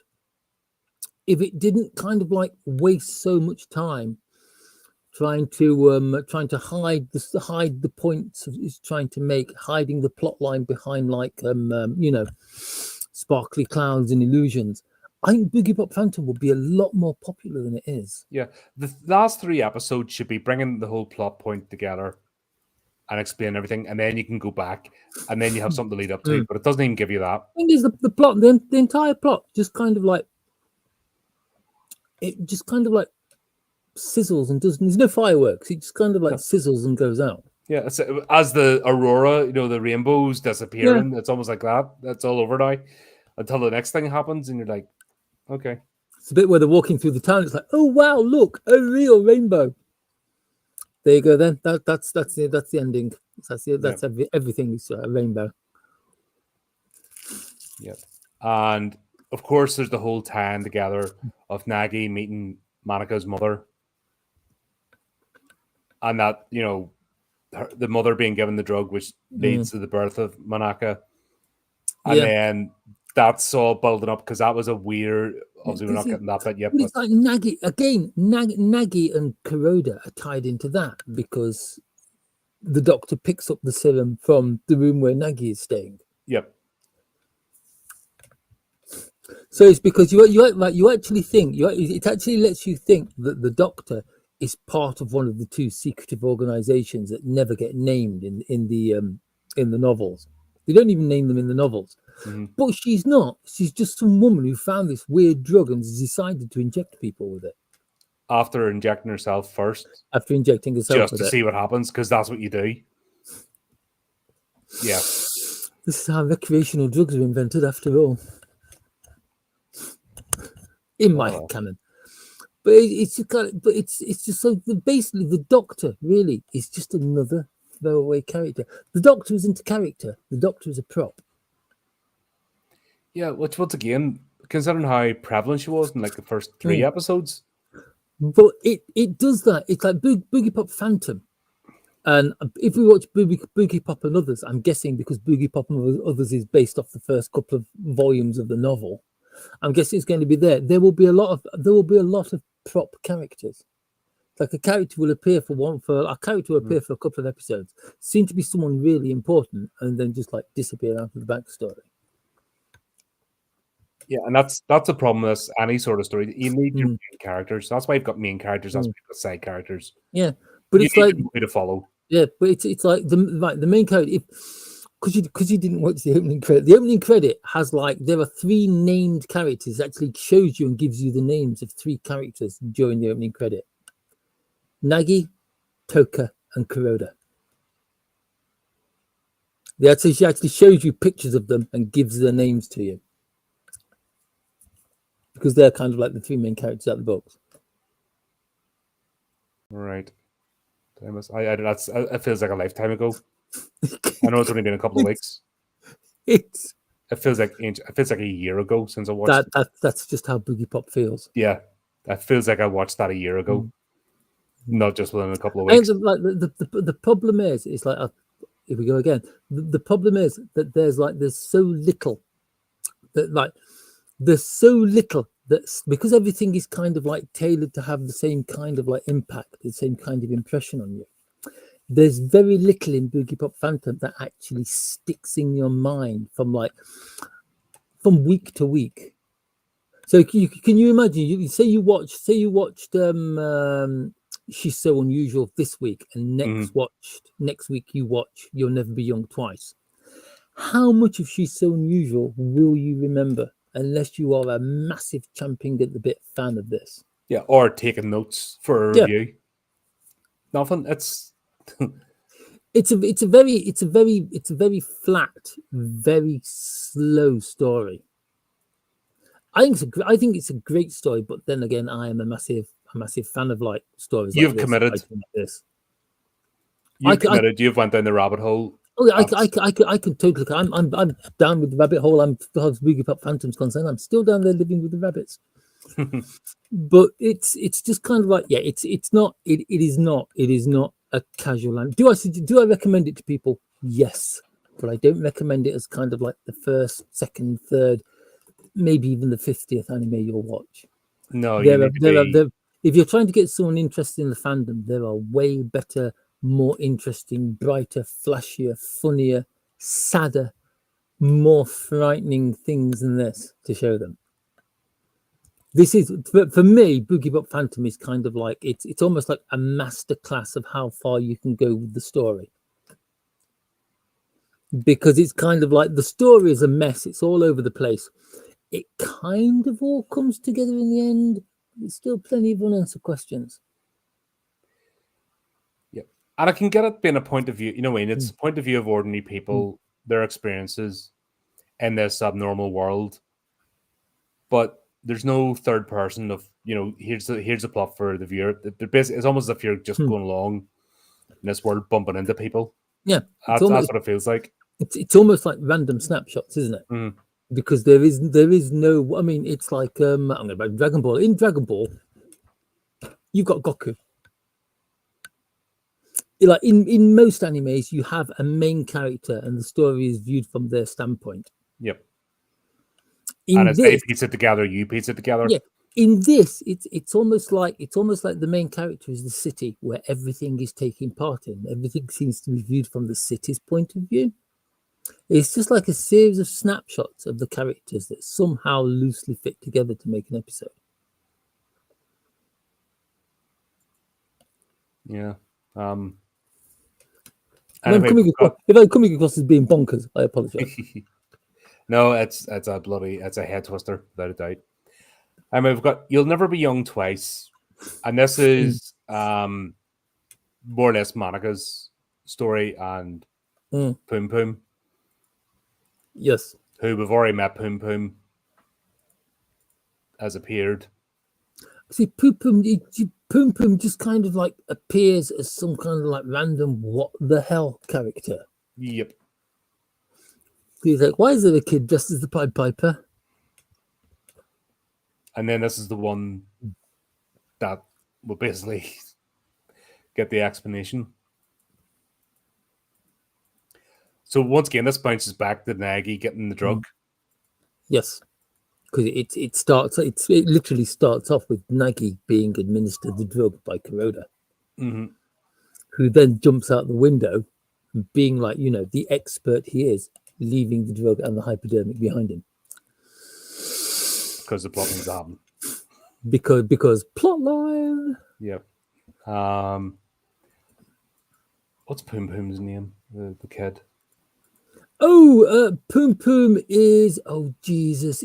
Saki is his sister. Yes. But you've got to be honest. He's such an unlikable throwaway character.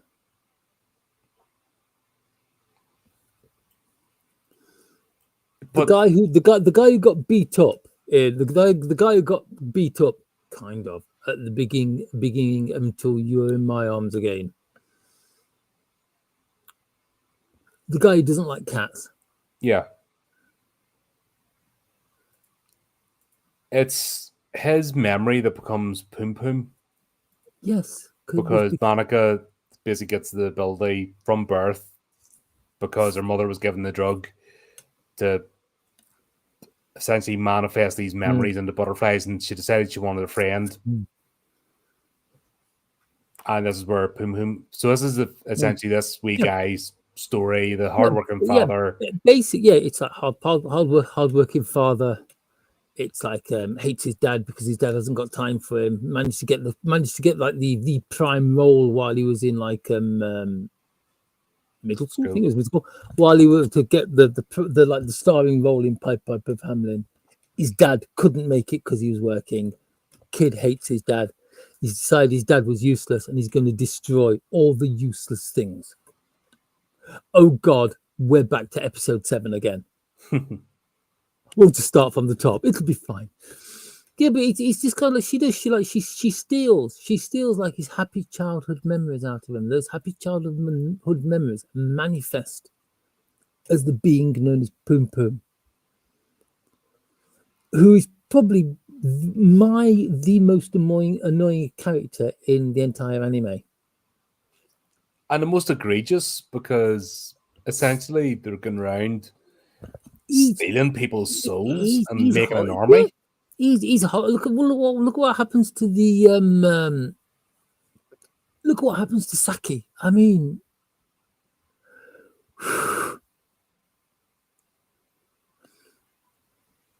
yeah. It's kind of like it's one of those urban legends. Have you heard that if you go down to Paisley Park at night, you can get a special balloon? Is this is the one where she was doing the piano recital, isn't it? It's the one where she was doing the piano recital. And was that deliberate? What she was told? Yeah, right. Deliberate in the way that like music teachers in Japan will actually do that. Yes, it was. I mean, just to destroy her. Yes. Was she talented? No. Was she talented? Probably yes. Was she talented enough for that teacher? Definitely not. They're like, you know, later on there's a scene where it's like, what would you like to do? What would you like to do for your job? I'd like to be an author. No, you're good at maths. You should be a scientist. Yes, let's put you down for scientists. That's every careers teacher ever. That Like is, that's not just a Japanese thing. Careers teachers are crap. They are the yeah, most pointless. and It's it's like, useless things, and that's but the that's just it. It's like these people though, they literally literally have the. It's almost like they literally have the right to absolutely shit on your dreams and set fire to them. It's like that. That's what that music teacher was doing. It's the bit where she was like, "What year are you in? Second year. Well, you've still got time to do something productive instead of this crap." I mean, it's like, wow. but she's showing herself talented. She's playing above her years, Yeah. and I was almost expecting the music teacher or assessor to be the nurse, like put off a mask and be the nurse. Oh, I'm going to inject you with this. It'll make you better. Do you know what I mean? I was expecting something like that. Or is everybody completely deluded No, that Saki was that talented? Like which doesn't make sense either. Like it was just a bitch of a music teacher being a bitch of a music teacher. Like she could probably she could have turned around and gone, screw you. She could have like knuckled down with her practice, gotten better, gone to another music teacher and proved this one wrong. Instead, she went the other way and she burnt everything. I'll never need this piece of music again. That's it. I like to say I'm never going to play piano again. Instead, she went to Paisley Park and she regressed to a 6-year-old or something like that. Can I be quite honest? That terrifies me. I didn't like being a kid when I was one. I didn't like kids when I was one. I don't like kids now. The idea of being an underdeveloped human, just nah. No time. But it's kind of like the thought of just going out there and someone can do something to you which takes away, like, I don't know, a good 70% of what makes you like an adult, and just leaves you like as a giggling person sitting at a dinner table going, yep, I'm it's bored, coming I'm up. It's called old age, balloon. and we're close to the most. We've got that ahead of us, and I'm now, not looking forward to it. This is why I've never grown up from being a child. Right, because it's like, they can't take it away from me because I'm always going to be 9. Woo. yeah, it's kind of good. It's like, poor girl, she's old before her time. I can remember the days when I can remember the nights when I used to be asleep all night without having to get up to go to the toilet 3 times. The good old days. Yeah, but it's just like that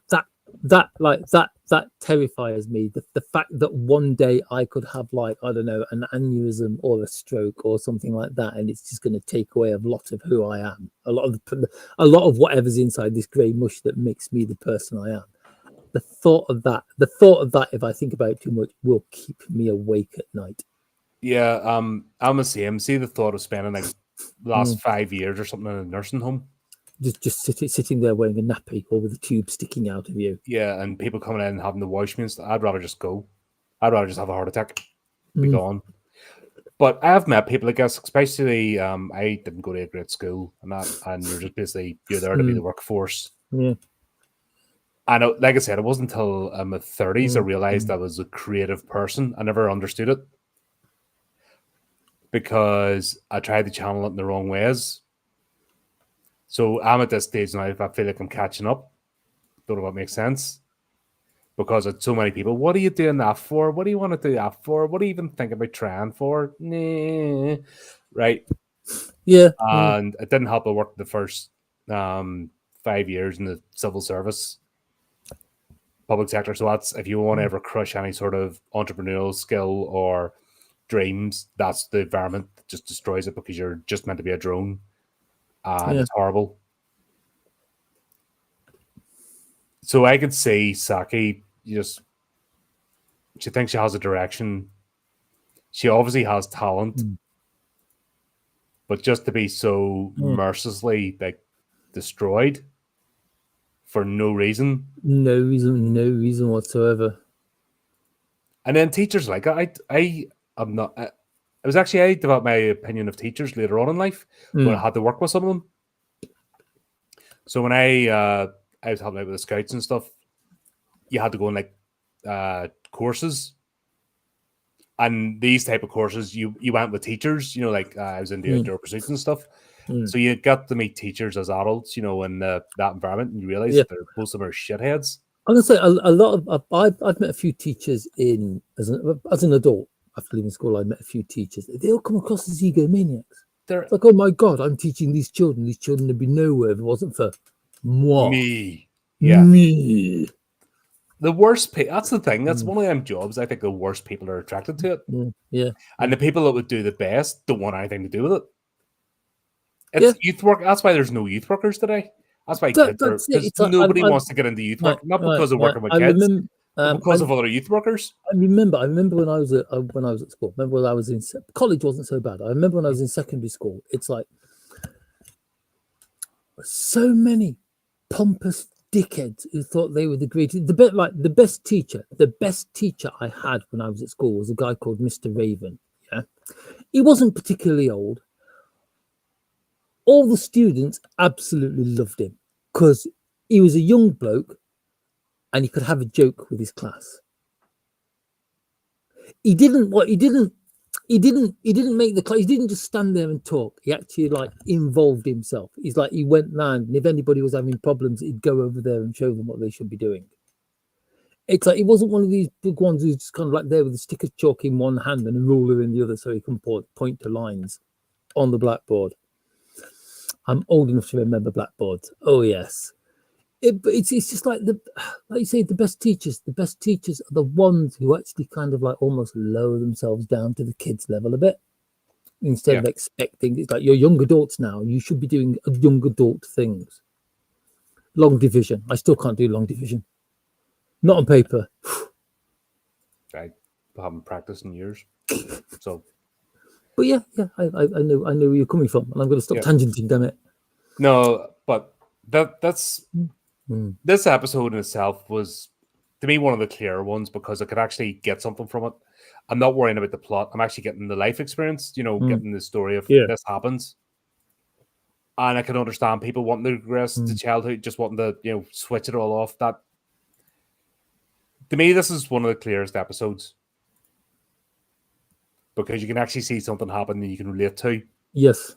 Every other episode in this has been a confusing mess, trying to basically pull apart what the plot was. This one, I could enjoy it in its own merit. So it was a better written episode, in my opinion. They're the best written, because I could watch this. If I'd never watched Boogiepop Phantom before, and I watched this episode, I would get it. Don't know if that makes sense. Yeah, no. I understand that perfectly. It's like, because it is quite a fragmented series. There are very few episodes that actually make sense from the start to the finish, and this is one of the few. Yeah. Although I don't think anywhere in the series does it actually really give you a reason why Poom Poom is doing what he's doing. He's a memory. It's like he's not actually a fully functioning. It's not his will; it's Manaka's will. Oh, Manaka manifested Poom Poom because it's like he's collecting friends for Manaka, not for Poom Poom. But it's like, I still don't get what he's got against adults, unless he just doesn't trust them because his father was used to. It's not Poom Poom.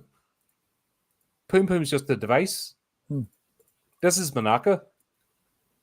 Like I said, this is the one episode I actually did get. This is Manaka, who, when Musia revealed, she's still a 5-year-old. Yeah. But because she was born from the drug being administered, and is this where we get the spoiler? Not yet. No, I'm gonna say the ability right. The ability she got from the drugs was the butterfly is made of light. But also aged her dramatically beyond their thing. But also this says she's not even Manaka at this point. When you watch it, because the scene in the house has already happened with the grandmother.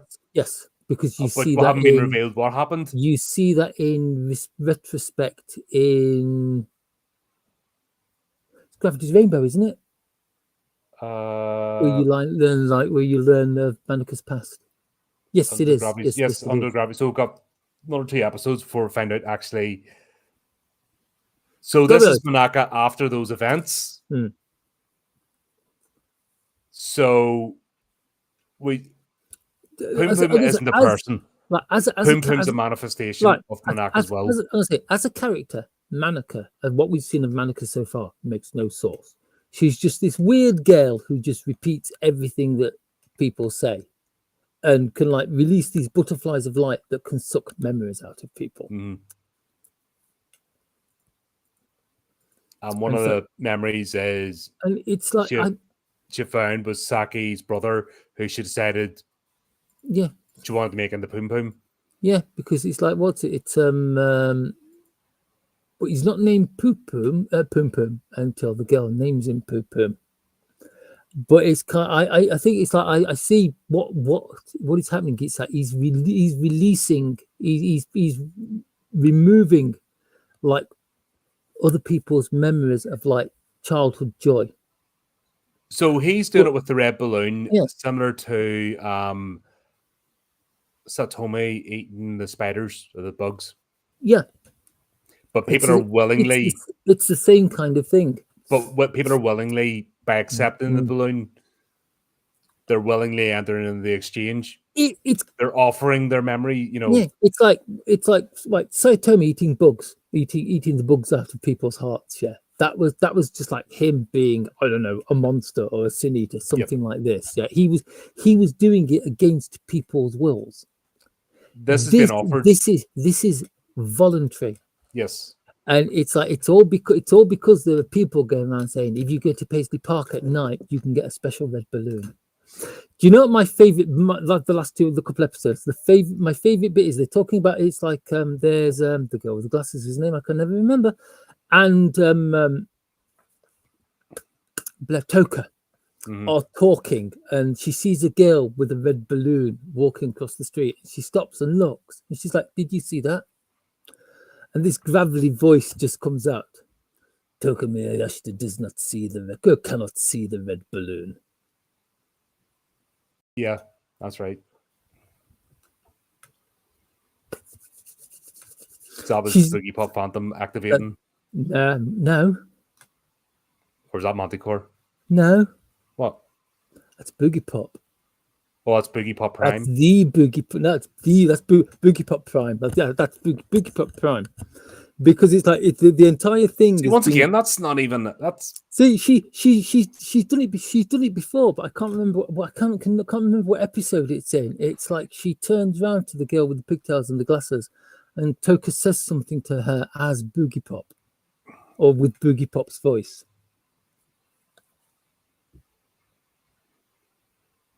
Yeah. Damn it, I'll watch it again later. It's fine. Yeah, so this will be done by then. So. But yeah, it's kind of it's almost as if the plot has picked up pace a little bit, and because of that, the gap between like the little like snippets of plot it gives you are closer together. For like if you like, I don't know if I should call it a second arc or not. No, because it bounces back. There's no first arc, second arc, because the thing just keeps bouncing back into itself. So it's yeah. And then that's basically this. This is for once one episode leads to the next, because then this leads up to Pum Pum's episode, and we can actually finish off this plot. It's the only sort of linear plot in the whole series, these 2 episodes. It's quite unusual. Yeah, they must have made a mistake. Maybe Pum Pum was meant to be episode 1. Don't worry, whatever we watch next will be something you'll be able to just sit back and go, I'll be like, do you know, when I said watch over you like a wave. Do you know when I did the movie marathon? Yeah. Right. The worst. Oh dear. It was like movie 22 or 23 was The Witch. The Korean one, and that was one of the most convoluted. Not only do you have to watch it in subtitles and translate, but it's a really convoluted Or was the Witch? I watched The Witch and The Witch 2, right? I watched the two of them like one Yeah. after the other. And talking about, my head was busted at this point. This is 48 hours without sleep, Wow. right? After The Witch 2, it was Trick or Treat. And that was like I was just breezing through that. It was an anthology, but it was an American one. And I was just like, Wow. oh, I don't even have to switch. I can just, that was Right, easy. there is right. From what I remember, there is nothing left on the list that is as convoluted as this. But I'm sure the list, remember, the list never ends. No, unless Boogiepop and others, because like I said, I've never actually watched it. Yeah, it's the list never ends as well, so it does mean this is Yep. I'm always keeping my ear to the ground looking for something. Oh god, I don't know whether they add K-pop Demon Hunters on the I don't know if I could watch that. That looks awful. Look, how bad can it be? Oh wait, this is anime. I watched the trailer. It could be pretty. Oh, and it was dubbed into Southern Californian accents, and it looks shit. Oh, but I have a feeling that we'll have to put it on the list. But it's kind of like it's one of those things where it looks shit, but you know what it's like. Sometimes you watch something that looks absolutely shit, and it'll be amazing. Okay, I'll put it on the list. Oh no, what have I done? You've talked me into it. Fine, as well. Fine then. Yeah. So anyway, we're on to Poom Poom. This is where basically Monica is trying to create her kingdom. Poom Poom's character really annoys me. Because it's mainly for the reason they've actually got a kid reading it back for his lines, and he's just not putting any effort into it whatsoever. Because he's not a character. He's not a fully fledged character. He's a manifestation. He's a memory. He's taken from a bit of a memory, not even a full. Like it's not even the full kid. He's a bit of he's a concept. He's an idea. And I think when you twig onto that, you understand. But Poom Poom wants more friends because when he was a child, he had lots of friends. But Monica never had friends. Monica never had friends. Monica lived inside her grandmother's house and was never let outside for 5 years. Yes, I do kind of feel sorry because she was bullied. Right. At a young age, she was bullied at school, called a witch because her mother was unmarried. Yes, and yeah, that meant she got locked up in a house like it was flipping 1800s or something. Yeah, I feel sorry for Monica. I don't feel sorry for the Monica who's most of the story is. Like Monica as she is in the park. No, don't feel sorry for her. The original Monica, yes. Yeah. This is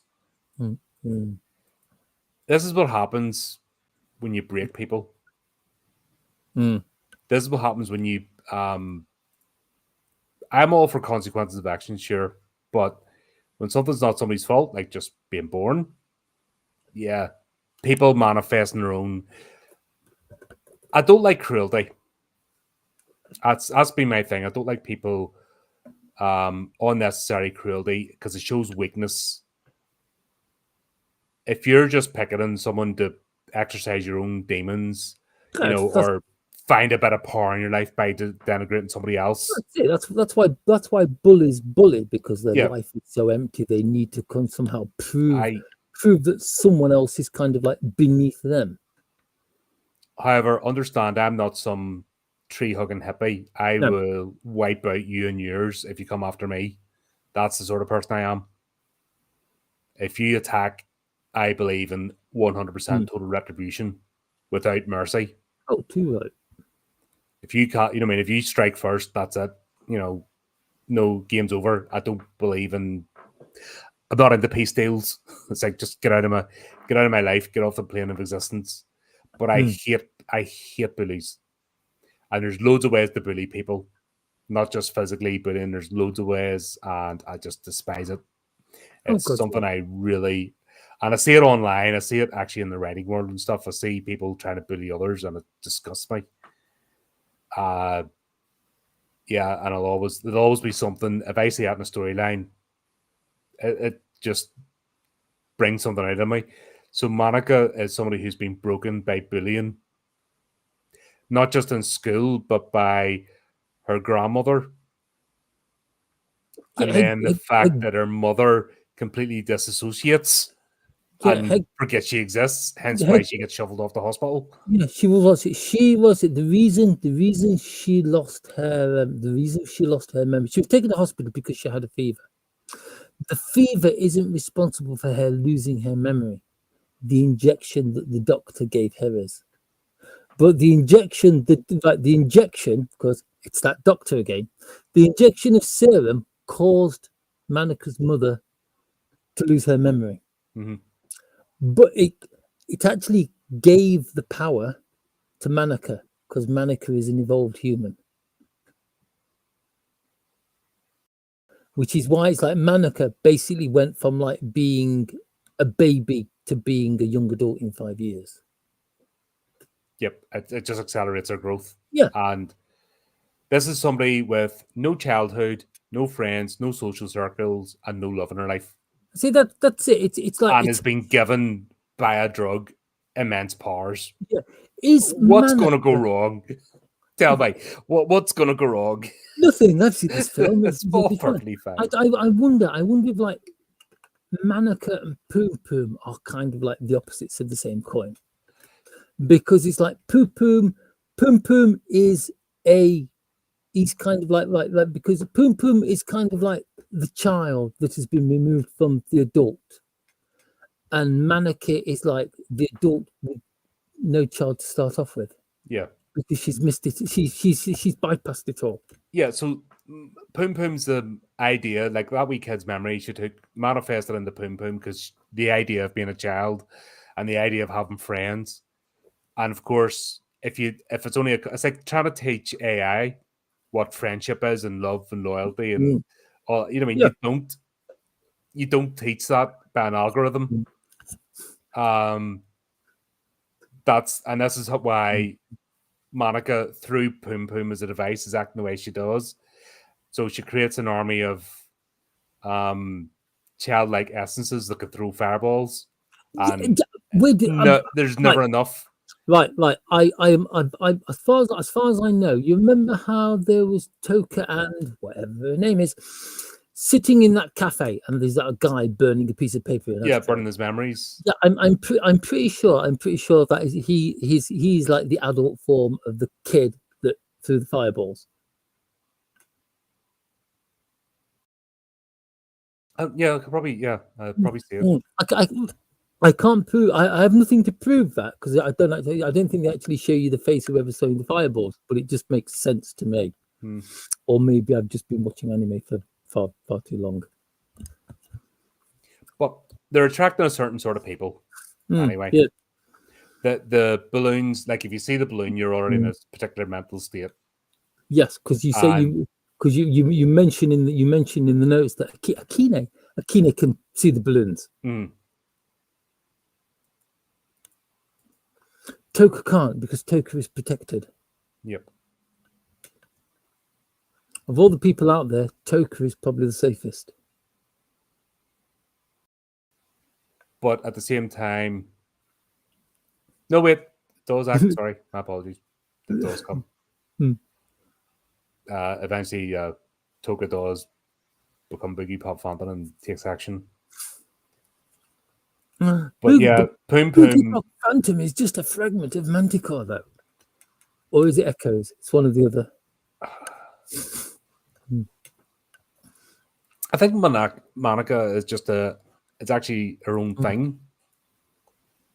She's a manifestation of either. I think she's an anomaly. No, she's like her own plot that works for neither. Under Gravity's Echo towards the end, it's like Boogiepop does explain who Manika is and why she has to be gotten rid of. Yeah, well, she was never going to stop. Let's be honest. There was never going to be enough kids in that fun fair to fill it. She's powered by the weird electromagnetic aurora anyway, which is fading away because we've already had in one of the previous episodes we've already had Boogiepop Phantom. Like, is it later on? It's later on. It's coming up now. It's when she basically meets. When it's this episode actually. Yes. Yeah, I'm getting mobile phone moments mixed up. Yeah, no, this is the one where Monica is revealed as an old lady, even though she's only like 6. Mm. She's not even 10 years of age, and she's the body of an old lady. That's Because Gravity's Rainbow. Yes. yeah, this Oh, yeah, is it is. Yes, it is. Yes, it's the end of this one because she takes a long jump. yeah, no, it's this one I'm because not sure she it's jumps or Under falls off. Gravity's Rainbow is her backstory. Yes.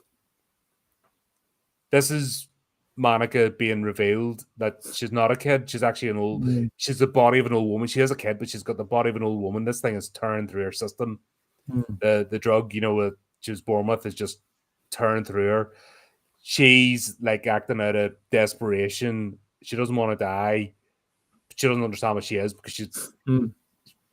How would you be if you're growing up the way? And the next episode explains it, but this is her just trying to understand herself, the world, and she's no parents. And yeah, Boogiepop Phantom's basically you have to go because it's obvious she's dangerous because you see it. Yeah. I still think whoever pulled that trick on Monica is an absolute and complete arsehole. That's from Gravity's Rainbow, though. So yeah,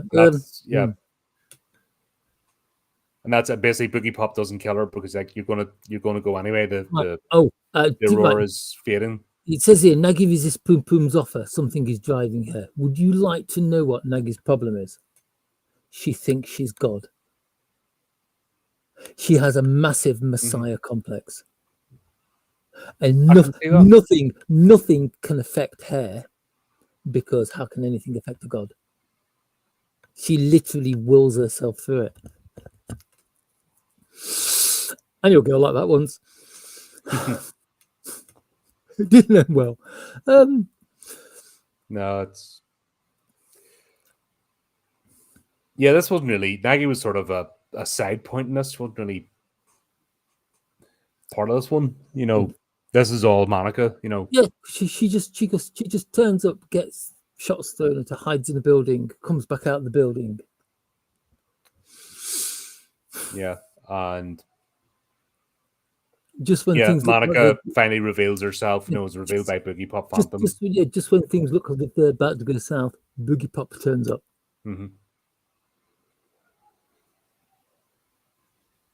But this is the bit where basically Monica has to face reality and understand that she is about to die. It seems like she's been having so much fun though. Well, she basically retreated herself into like a not even childlike state, just a shell. She's living through the memories. She's basically pulling all the memories from people, or looking at them, and that's what the butterflies are collecting. They're collection of people's memories, but they can also get fed into others. That's how she's living life through others, and then it's her deciding she wants to actually interact. Is what causes this, the manifestation of Poom Poom. It's almost when Boogiepop explains to her that this is not, you're going to die anyway.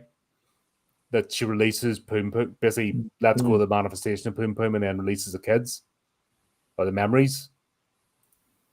Because she realizes that there's she's no going back. That's it. She's done. It's kind of like she's evolved. As the more time passes, the more the character evolves. Well, she's evolving at an accelerated rate. Yeah, her body is. Let's say when you find out the background behind the character, that's understandable. Yeah, which is we're going to cover now, obviously, Under Gravity's Rainbow. I've got to be honest, Under Gravity's Rainbow is my favorite episode of the series. It's one where they actually give you they tie up a plot line. I have to just it because it has a start, it has a story, it has an end. But Monica's story is the only one that feels like it's been tied up. Her plot arc is the only one that feels like it's actually got substance in this. Monica is one of the original characters in this. So it's like this is the only place that Monica appears. So it's like I'm very glad that they've managed to tie up Monica's plot line, because if they didn't, we'd never see it again. Yeah. But yeah, this is we meet Monica, we know the whole backstory of what happened, how Monica came to be. The fact that it's such a source of shame for a child to be born out of wedlock. Or is it just the psychosis of her family, particularly the grandmother?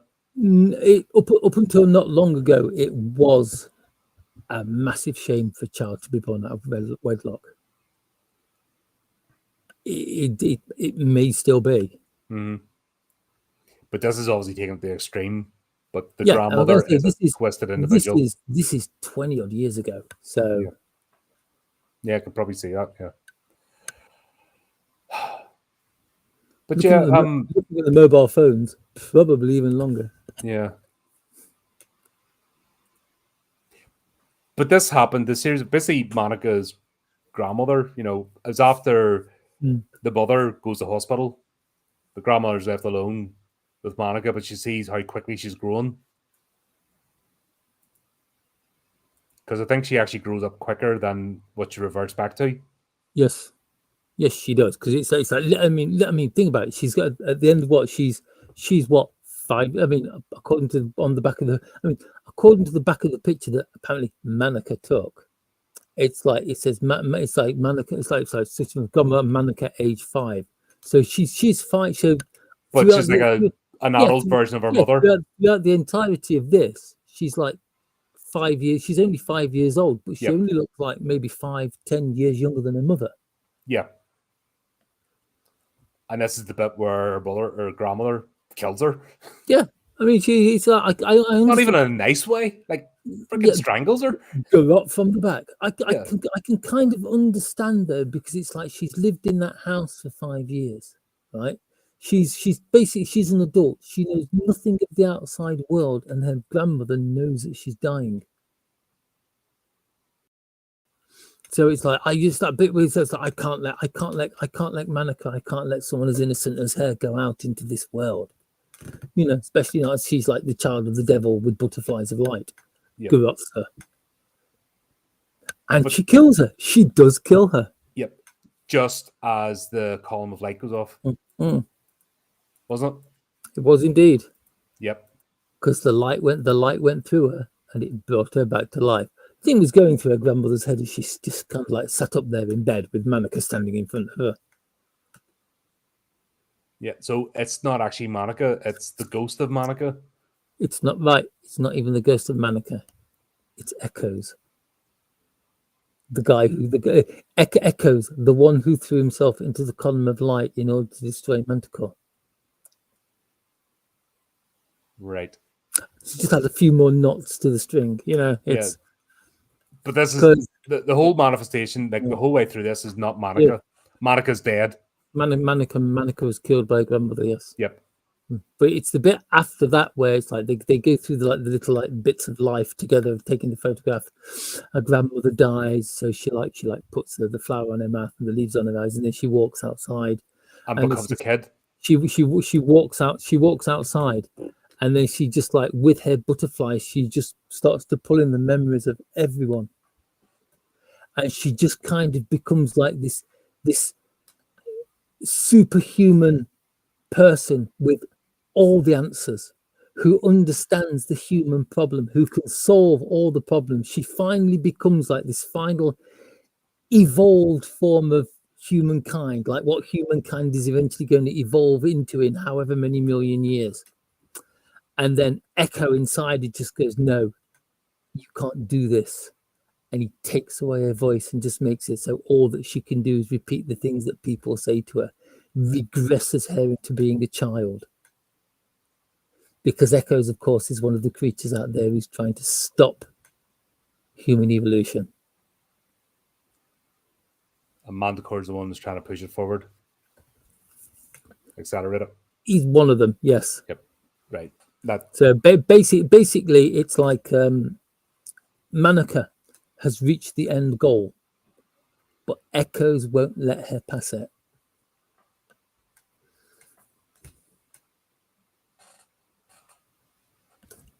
And this is the first we actually hear of even Echo really being mentioned or interacting, because it's all been around Manticore and Boogiepop. Manticore, right? A lot of the different people we've seen, everyone who's been affected by the light that we've seen so far is kind of like a fragment of Manticore.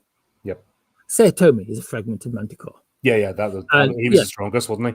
Yeah, he was the original Satomi who was killed 5 years ago as part of the serial killings. Yeah, Manticore took his form, which is why every time you see Manticore, it looks like Satomi. I got that, but yep. Yeah, and it's like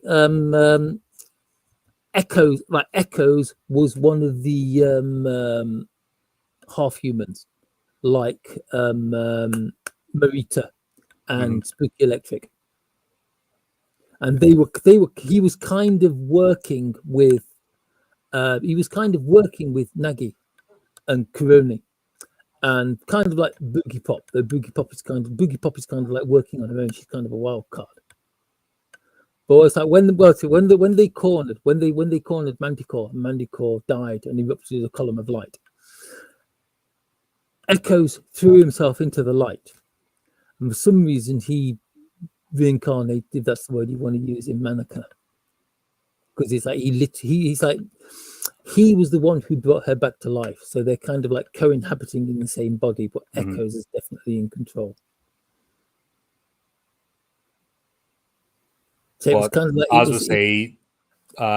it was Echo. Monica has her own desires and actually wants to be human or have human contact, hence her story arc of manifesting Poom Poom and going through that, because they're basically in competition, and she doesn't want to be just somebody gibbering. And it's a great story. It's just a massive pain in the ass trying to jigsaw it together. And to me, this series, if it had been that story alone, that would have been enough. There's enough in like the second half of the series. There's enough story in the second half of the series to kind of like make a full series out of it. It feels like the first half of the series is just supposition. It's information. It's information to go to the fans of Boogiepop and say, "Hello, fan of Boogiepop. Welcome home. You're going to enjoy your stay here." But all it does is like ask too many questions and not give you enough answers. Yeah. There's only like 3 or 4 answers that are actually needed, and they are literally all given to you in the last 2 episodes. There's still lots of unanswered questions out there. Oh yeah, because we don't actually get to see the events. It's all hindsight and discussion and conversation. It's not really. We don't get that. The events. We don't get to what is the events leading up to the battle in the building that leads to the column of light and what happens. We don't get to see that. That's all afterthought. Yeah, it's it's in the novels, but none of the novels I've got, because I've only got like the start of the story. Yeah, so that's once again the bloody ending. We're stuffed. So like, yeah. I'm just going to buy them in Japanese and learn how to read Japanese. And oh god, I can do a bit of Japanese, but it's kind of, it takes so long. Yeah, that's a lifetime. I've got a book. I've got a kanji directory to help me. Yeah, but there's a difference between the damn thing's like 3.5 inches thick. Yeah, it's not Google Translate. At the end of the day, to learn a language, you have to understand. You have to actually get. Google Translate does its job, but it's not very good. No, that's not going to give you nuance in writing and different flavors, and that's a journey. Yeah, that's it. It's like Google Translate will give you like the most common, like the what it thinks is the most common. Can I go to the shops, please? Can you direct me to? That's not going to. But if you show Google Translate anything that's ridiculously complicated, Google Translate will just it won't even register it. No, it goes wobble. But once again, that's this pleases me. This pleases me because AI. Yeah, that's Everyone, it's just AI is just a topic at the moment. Everyone needs a boogeyman. And the current boogeyman of today is AI. I don't think at the moment there is a true AI. It's like I think all these AI art programs prove that, because it's like you can go to like an AI art program and go like I've been doing it for the promotional. I've been doing the promotional pictures. Do me a picture.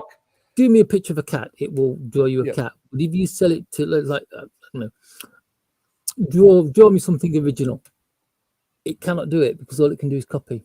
Yeah, and you can't discuss with it. Like Yeah. the one I had was, could you change the baby's eyes to yellow, please? That's all it took for the whole thing to go wibble. Wibble. Don't change Yeah. anything else to the picture. Make the baby's eyes yellow.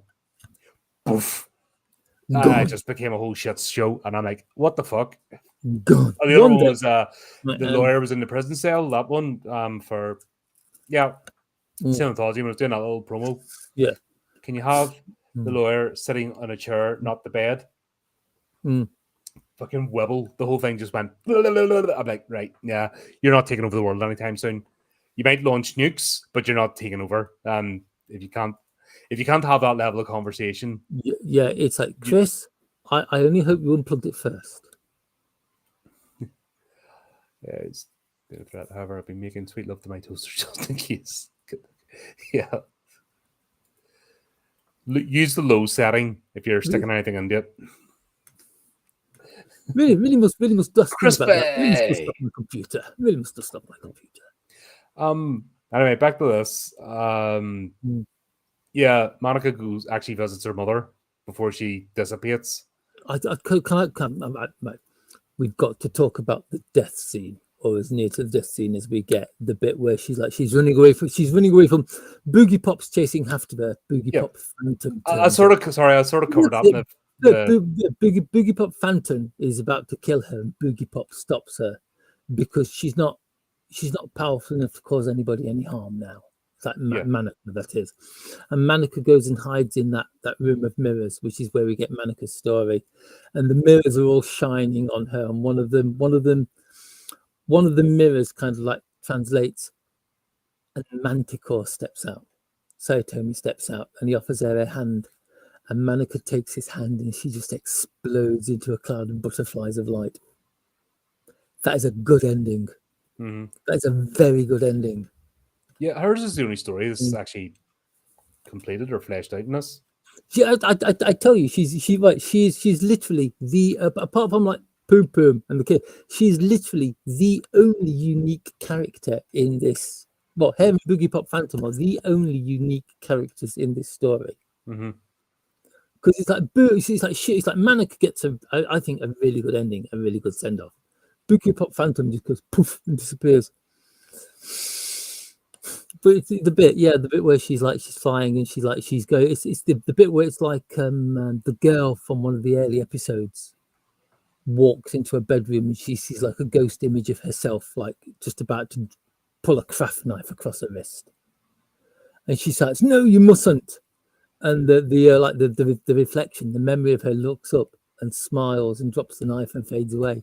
And she realizes that the thing that made her stop and smile and not actually take her own life is because she stopped herself from doing it. Like coming in the room at that moment.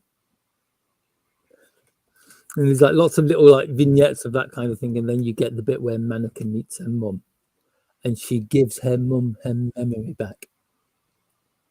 For a brief moment. For a brief moment until Manica turns into a column of light. Yeah. There's poetry in that. I like that. I really like to me, that should have been the ending of this. That should have been the culmination of this story arc. Yeah, that should have happened. There should have been like people looking towards the light, maybe a close-up shot of like Boogiepop Phantom, Boogiepop, something like that, and then it's like fade to credits. Yeah, but it didn't. But and then we get this obviously Boogiepop meeting Boogiepop. Yeah, I say we found you get the scene where Boogiepop Phantom says, "I have to show you something," and she's basically all the people are supposed to have disappeared during like the modern day parts of Boogiepop Phantom are all actually kind of like in this big spider egg cocoon thing. Yep. She's been collecting them. They're in there. They're asleep. She doesn't know when they'll wake up, if they'll ever wake up, but they're safe. Which it's kind of like it leaves kind of like sequel maybe kind of vibes. But this is the bit that doesn't make sense when we get to the Requiem, and that's why I don't like Requiem episode, because Boogiepop Phantom, as in Toka, fades away. Boogiepop Phantom is now gone. Now the Boogiepop Phantom is gone. There's just Boogiepop left now. Yep. And once again, that would have made sense. Okay, done its job. The actual Boogiepop, it's eternal, burn up, not affected by this.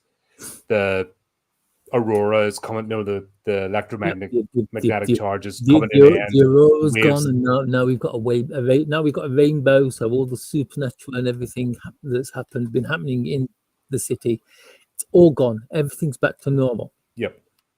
This strange thing a month after the light has finally run its course. Yes. Then we get Requiem. Requiem is. I didn't like this episode. It's, I genuinely didn't like it. It's a messy way of closing off the events of Boogiepop Phantom and keeping them separate from the novels. For Kuroda, the detective. Mm-hmm. As far as everybody who's read the novels knows, he's dead. He's dead and gone. Yeah, he gets killed. He's a figure from Nagi's past, but they reintroduced him into Boogiepop Phantom as Kushida. Yep. So this basically, but now Kushida is around, it means that Kuroda is back. So they have to kind of like maintain the timeline that's in the novels. I think that is pretty much what Requiem is about. Also, that and just how much of an absolute arsehole Boogiepop is. Yep. Because it ruins somebody's life. Yeah, it shows Saiki and Toka. They're going into Tokyo to take a college entrance exam in Tokyo. Yep. Saki does her exam, goes to find Toka during the break. Toka is nowhere to be seen because Boogiepop has surfaced and has dragged Toka off to take care of Kushida, who is again another facet of Manticore. But he's surviving because he lures people back to his office and then uses a squid thing inside his mouth to leech off their life energy. But not enough to kill him. I think, because I'm not quite sure. Yeah, he wasn't killing people. That's why he's got away with it, because he's only taken enough to save himself. Yeah. And Boogiepop destroys him with like a couple of dozen explosive electromagnet things. Mm. But that's the bit, because obviously the Boogiepop Phantom that had manifested is gone. So Boogiepop just takes control of Toka instead, or in addition to. Sorry, what was that? Because I thought Toka was finished, as in being Boogiepop, that was it. No, Toka will always be. Toka has what do they call it? An associative personality disorder. Toka is Boogie. Toka is two separate people living in the same body. It's like when one is in control, the other has no recollection of it. That was Boogiepop Phantom, who went in the previous, dissipated, finished in the previous one. No. This is Boogiepop. Boogiepop Phantom was a fragment of Manticore, who when Manticore died, Manticore split into all these different forms. Each split into all these different kind of like pieces of energy, each one trying to survive. One of which became Boogiepop Phantom. Because Boogiepop Phantom didn't actually have a body. They didn't have a host. They manifested as the last thing they remember seeing, which is Boogiepop Phantom. But she couldn't get a good look at Boogiepop's face, which is why she had the face of the girl with the white lipstick. But then Boogiepop Phantom was acting against Manticore, even though being part of Manticore. Boogiepop Phantom was mimicking Boogiepop. So it didn't understand it was working against itself. Boogiepop Phantom. None of this is explained, by the way. This is just obviously from reading outside it. Yeah, Boogiepop Phantom is basically a parrot, because a parrot doesn't know the meaning of what it says. It just says the words. It just repeats. So it's like Boogiepop Phantom is basically repeating what Boogiepop does, hunting out evolved humans. But Boogiepop Phantom doesn't know what to do with them, which is why she just ended up keeping them safe. Welcome to the world of Boogiepop. Yeah, that, like I said, I would have been happy with the last episode being the end. This one just messes it all. There is for like the average anime enjoyer to come and sit and watch Boogiepop Phantom. Far too much Boogiepop in it, and it kind of like it destroys any semblance of like easy to follow plot in the entire thing. So I say there's a few episodes like Poom Poom, Under Gravity's Rainbow. There's a few episodes that actually like make sense that you can sit there and out of a 12-episode series. You sit there and you watch it and you go, "Oh my god, I understand everything that happens there. I think I've got it." Then you watch the next episode and you're like, nope, I haven't got the slightest. Nope, I'm back where I started. Yep. It's like it's a great series. I think as horror, I think it stands up.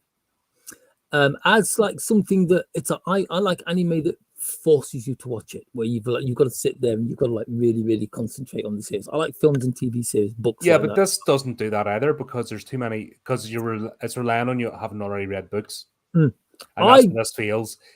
I think it's not contained enough. I think I'd watched this like 4 or 5 times before I actually managed to get hold of some of the books, and it's like I've got to be honest. All the books will do. They'll kind of like get you used to the style of, whereas the story jumps all over the place and is given to you in like not even bite-sized pieces, and it's up to you to put them all together, and it'll teach you a little bit about who the 3 main characters are: Nagi, Toka, Kuroda. Yeah. It's a detective story with half the pages missing, including the last one. So you've actually got to decide yourself who the murderer was. But it's the fact that it's like at the end of Requiem, everything is back to how it should be.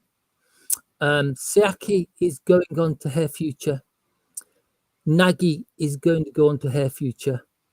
For Toka, nothing has changed, because she's still Boogiepop. And Boogiepop is going to continue screwing her life up. Yeah. That bit where she went, "Oh, I forgot she had an exam. He. You know, like, oh, you dick." Yeah, it's like, Toka's. He doesn't even just call her Toka, calls her by her full name. Like, Maniashita Toka isn't going to be happy about this. Because that Toka. But I actually remember somehow she gets. I think her and Nagi both get like Japanese schools, yeah. Mm-hmm. You have exams and you are graded on every year you are in school, yeah. If you are a 15-year-old kid in high school and you're supposed to go up to the classes for the 16-year-olds, the second year, if you fail enough classes, they can actually hold you back in that year, so you will be a 16-year-old redoing the 15-year in the class with all the 15-year-olds. I actually remember somewhere that Toka's been through that a few times. And Nagi's pretty much the same, because instead of doing like schoolwork, they're off like saving the world. Mm-hmm. Which would make sense then with the thing, but none of that's explained in this. That's the thing. Taking this series on its own, none of that. You have no context for that, so it messes with it. Has it completely turned you off anime? No, not at all. My job is done. It is. It's like I say. It's like if you've only just got into if you're thinking of getting into anime, or you've only just got into anime, don't touch us. This is not a series for you. This is a series when you are a dedicated fan and you're looking for like the next level sort of thing. You want to really. It's kind of like let's say you're a kid and you've just mastered the Peter and Jane books. You know, see Peter, see Jane, see Spot the dogs, run Spot run, that kind of thing. You know what? The next book I'm going to read, Lord of the Rings. it's that kind of effect. It's kind of like it's not a step up. It's trying to jump up a cliff to go from like a starting anime, say, what's been popular recently? Solo leveling. It's like going from solo leveling to this will give you a horrible culture shock. I was going to It's say, like I read this series explores the danger of nostalgia. What do you both feel is the dangerous aspect of nostalgia in your own experience? Well, Manaka's story, she's got a nostalgic view of childhood and childhood friends, even though she's never experienced it. yeah, And look how that manifests really dangerously in this. Yeah, nostalgia. And too much nostalgia is dangerous because it prevents you from taking a step forward when you need to. Yep. That's Monica's stories. That's 100%.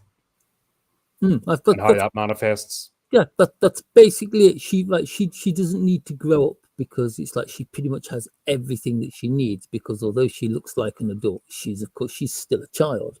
Mhm. She's still only 5 years. She's still only 5 years old.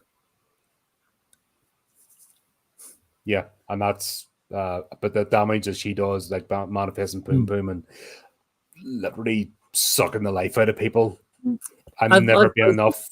Like if you streamlined Boogiepop Phantom, if you actually took like I don't know, say if it's 12 episodes, if it was 13 episodes long and there was just an extra episode which explained like the background of everybody and how everybody's relationships interlock with each other and what happened in the past, the entire series would make a lot more sense. It just misses kind of like it just misses that bit at the beginning that locks everything into place.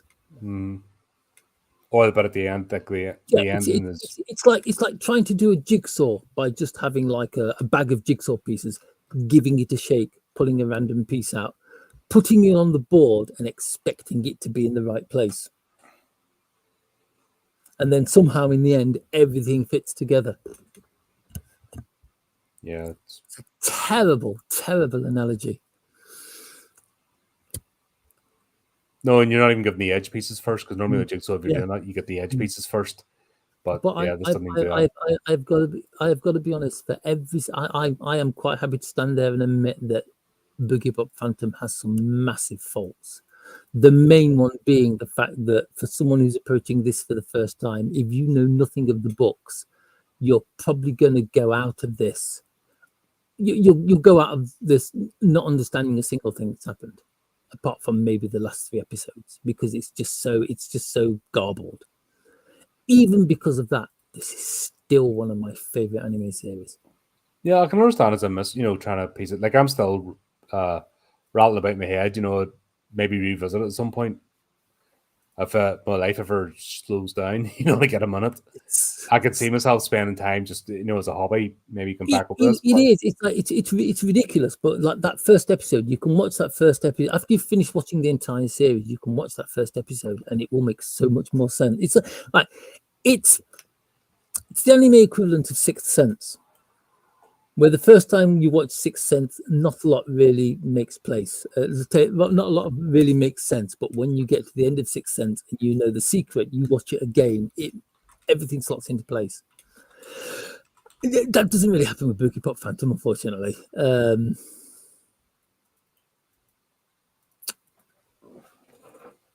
Maybe a little bit, but yeah, it's not the kind of thing where everything slots into place in the second. It'll be interesting to see if we get Boogiepop and others at some point.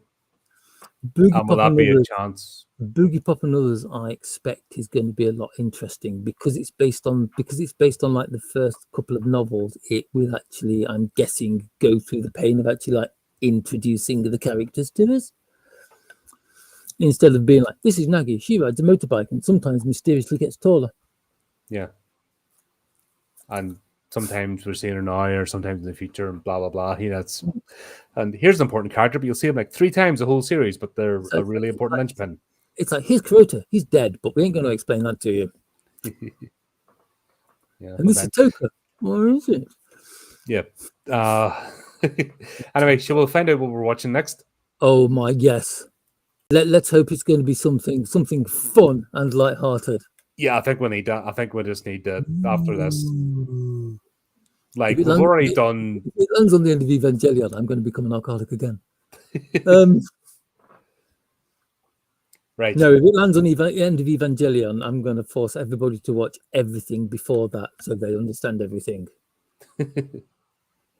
Right. Let's have a go. Here Ready? we go. Ready? Let's do it.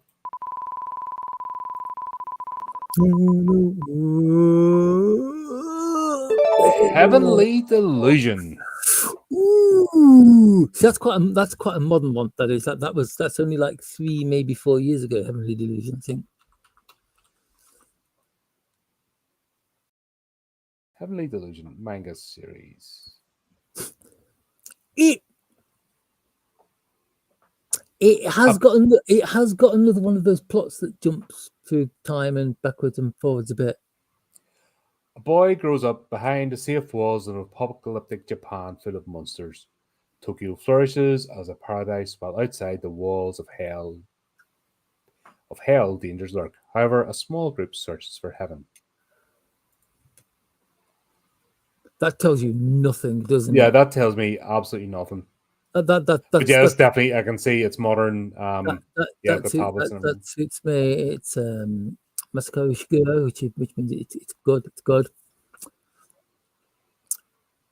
It's right. It's basically set 15 years after the world is destroyed by a disaster. Like Boogiepop Phantom, it does like to jump around a little bit. Mm-hmm.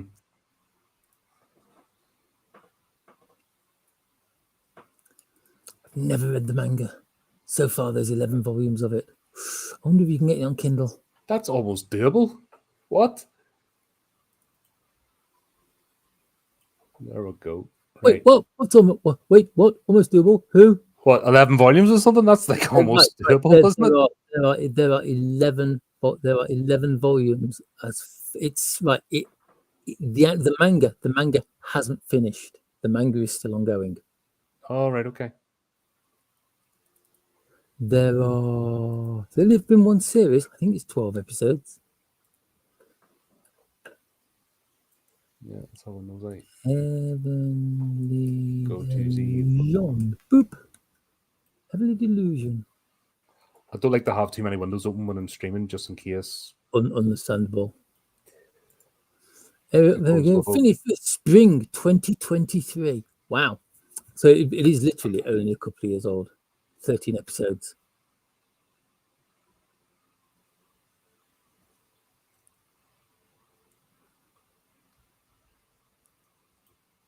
Oh.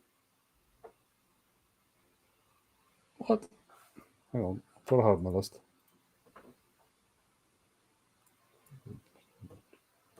Beep.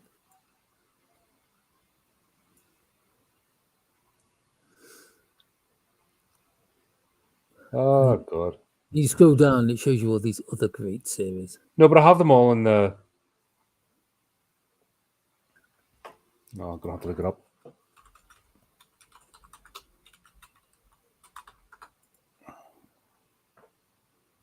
There it is. Fine. Could have sworn I added the list.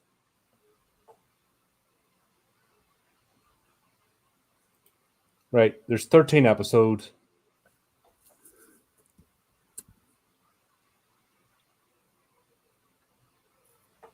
Where is the list? Yeah, that's right. Add the list. Yeah, I'm looking forward to this one. Yeah. Okay, there we go. There is that.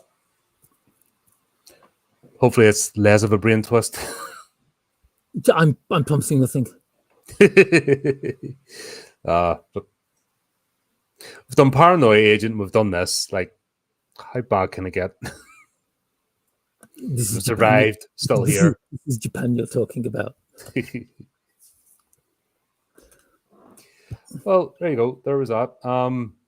Yeah, folks, let us know if you plan to watch this or if you have, and let us know your thoughts. If you really haven't interesting to see. haven't watched much anime, if I can say, if you haven't watched much anime, give it a while before you watch it. Yeah, leave us one because it's a complete brain twister. There you go, Fleet. Thanks, mate. As always, a lot of fun. Thanks for everyone for tuning Always in and pleasure, taking sir. part. And just as we say, until next time, go up to the channel, do the typical clicky things, and remember to keep it creepy, keep it horrific.